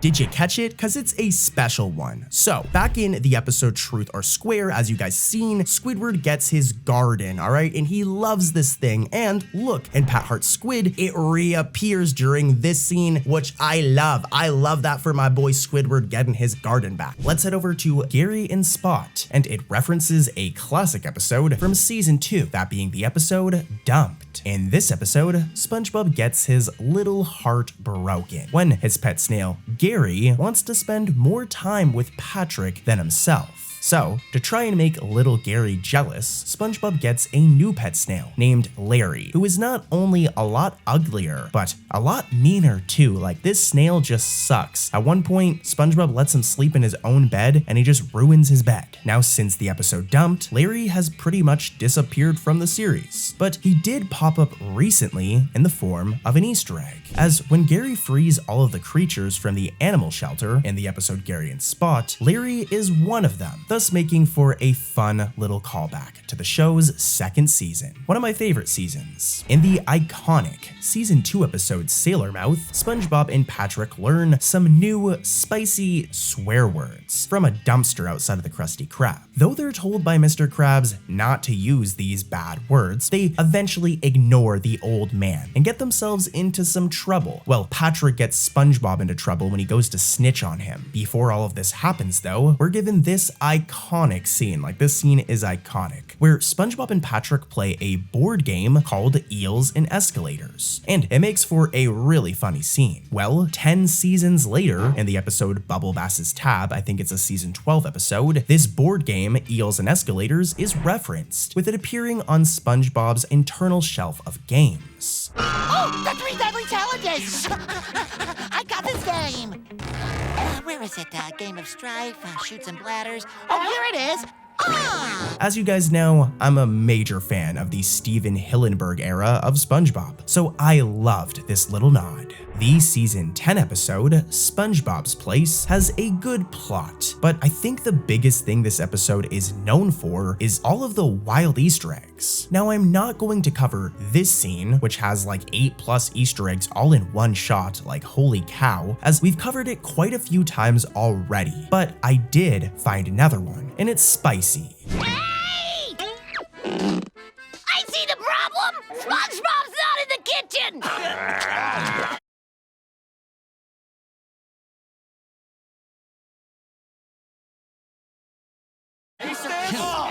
Remember the Nasty Patty that SpongeBob and Mr. Krabs prepared in the season 3 episode of the same name? Yeah, well, it appears again for the first time in a long time during this scene. There are some slight differences, but this was definitely a throwback to season 3, and I absolutely adore it. Oops, I dropped it in the toilet! Well, fish it out, and I'll dry it with me gym socks! Squidward has referenced his groovy moves a few times, but the most notable reference, in my opinion, was in the episode Pat Heart Squid, as when Squidward tries dancing to attract people, at one point, his moves are precisely what he does in Culture Shock. And guess what? In response, the audience throws tomatoes at him, just like they did in that episode. Poor Squidward.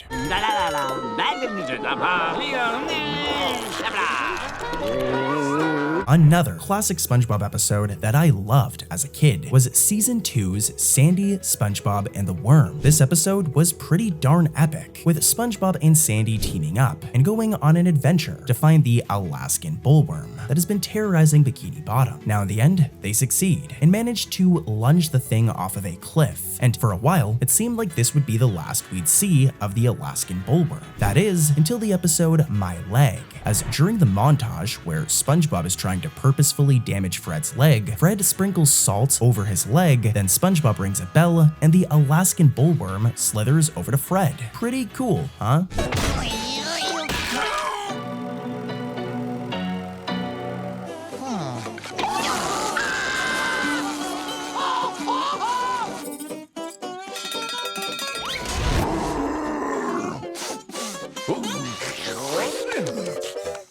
The episode, Appointment TV, has been covered many times on this channel, and that is due to it being full of Easter eggs. Like seriously, there is a good 5 to 10 Easter eggs in this episode, but today we're just going to focus on one. Back in the season 3 episode, Mermaid Man and Barnacle Boy 5, SpongeBob, Patrick, Squidward, Sandy, and Mermaid Man dress up as the IJSLA, and Sandy dresses up as Miss Appear and wears this costume. Well, she wears the exact same costume 8 seasons later in Appointment TV, thus making for an awesome callback or Easter egg.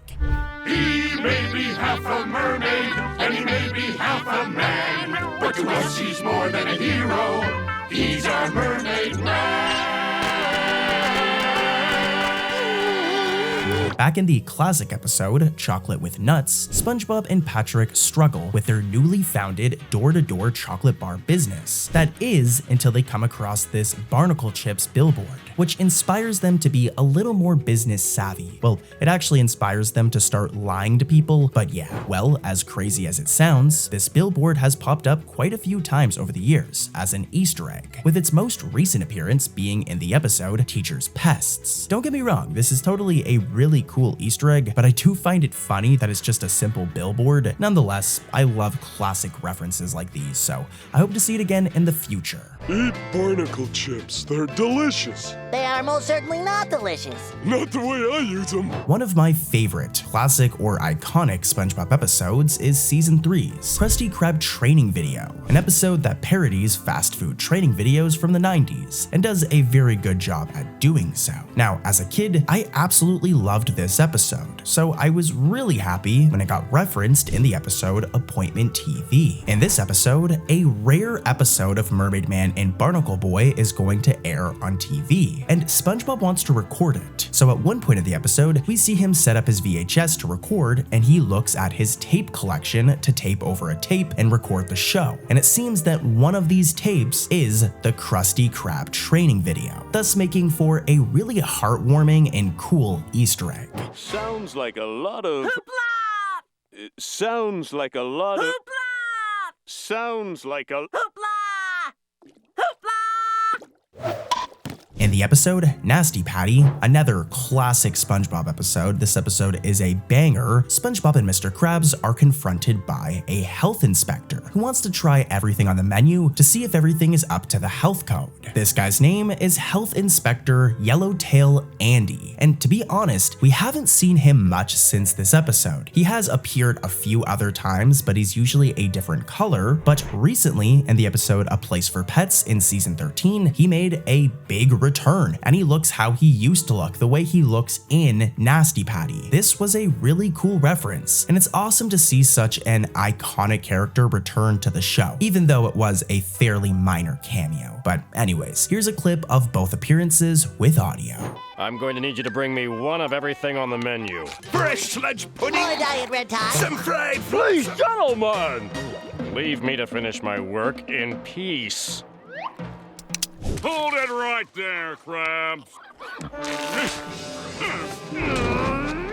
Oh no! The health inspector! Oh yes, the health inspector. In the episode Wet Painters, SpongeBob and Patrick are tasked by Mr. Krabs to clean the inside, or well, paint the inside of Mr. Krabs' house, at the cost of their behinds if anything other than the wall gets painted on. Well, spoiler alert, something other than the wall does get painted on, and that's Mr. Krabs' iconic first ever dollar. Now in the end, everything works out when we find out that the paint can just be removed with a little bit of saliva. Plot twist. But after this episode, Mr. Krabs' first dollar has kind of gone missing. We haven't really seen it since. That is, until the episode Bottle Burglars. As in this episode, the dollar is one of the objects that SpongeBob cleans on cleaning day. He actually ruins it. He scrubs it so hard that it turns into a quarter and then a penny before it completely disappears. But don't worry, SpongeBob just replaces it with a random $1 bill from his pocket, and Mr. Krabs never even notices. But talk about a cool Easter egg. This paint actually comes off with saliva. You told us the paint was permanent, so me and Patrick would be more careful and not get paint on anything. Nah, I just like to mess with you. Aw, Mr. Krabs' first dollar.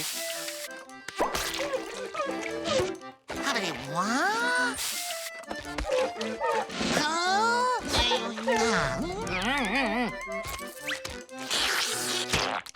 Don't forget to clean the safe, boys. The character, Flats the Flounder, made multiple appearances in early seasons of SpongeBob. For example, Sandy's Rocket, Texas, but most notably The Bully, where he plays a major role, where he pretty much wants to kick SpongeBob's butt throughout the entire episode just for sitting beside him and saying, "Hey, poor SpongeBob." Now, since The Bully, he hasn't had very many appearances. He has appeared a few times, but it has been fairly limited. That was until the episode don't feed the clowns, as he's actually a customer of the bakery who gets knocked out by getting hit with a pie. Talk about a cool reference. It's nice to see Flats the Flounder back in action again, especially in a more recent episode.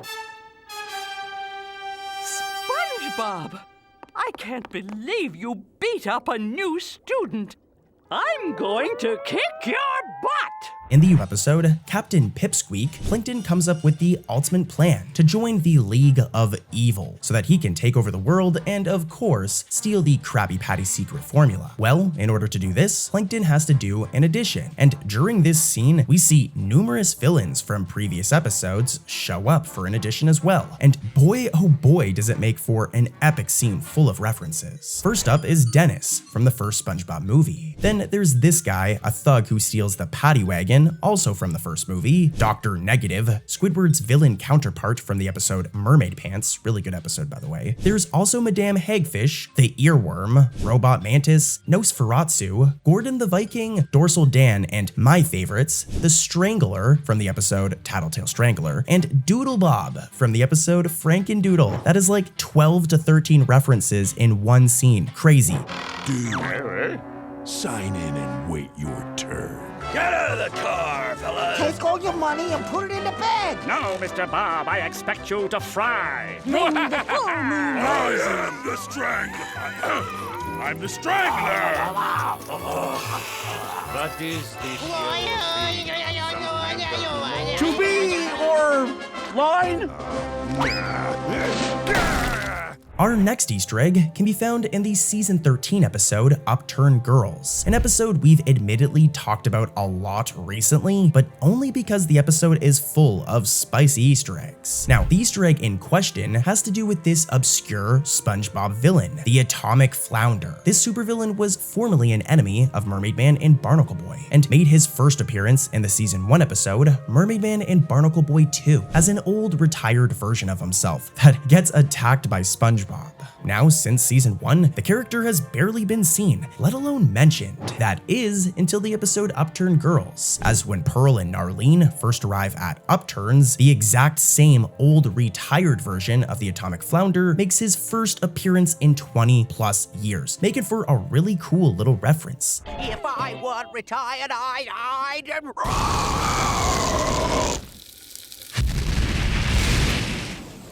Do that! Okay, so I know we already talked about this episode today, but let's head back over to Captain Pipsqueak for a second. Now, when we first mentioned this episode, I went over all of its cool references to past episodes, but I did leave one out, and this is due to it not being from a SpongeBob episode, but from a SpongeBob video game, and that's this blue little dude known as Prawn.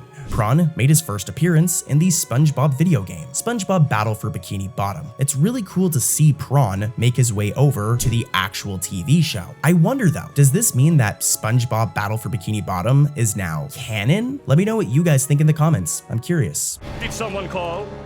Oh, I thought maybe I was looking at superheroes. But now I see it's just a couple of pieces of gnarled driftwood. What did Prawn do? The worst thing you can imagine. He put all of Mermaid Man's white clothes in the washer with a red sock. What is that yellow thing? Some kind of mold? I'm not mold, I'm a sponge. There's a cellular difference. And last but certainly not least is our final Easter egg, which can be found in the episode Potato Puff. And it happens fast. In the SpongeBob SquarePants movie from 2004, we were introduced to Princess Mindy, the daughter of the almighty King Neptune, who does her very best to help SpongeBob and Patrick throughout the movie. Now, despite being such a well-known character, we haven't really seen Mindy for quite some time, but she did recently make a reappearance in the form of an Easter egg in the season 13 episode Potato Puff. Like I said, it happens fast, but look, Mindy can be seen as a painting on the wall of a nursery, thus making for an awesome little Easter egg.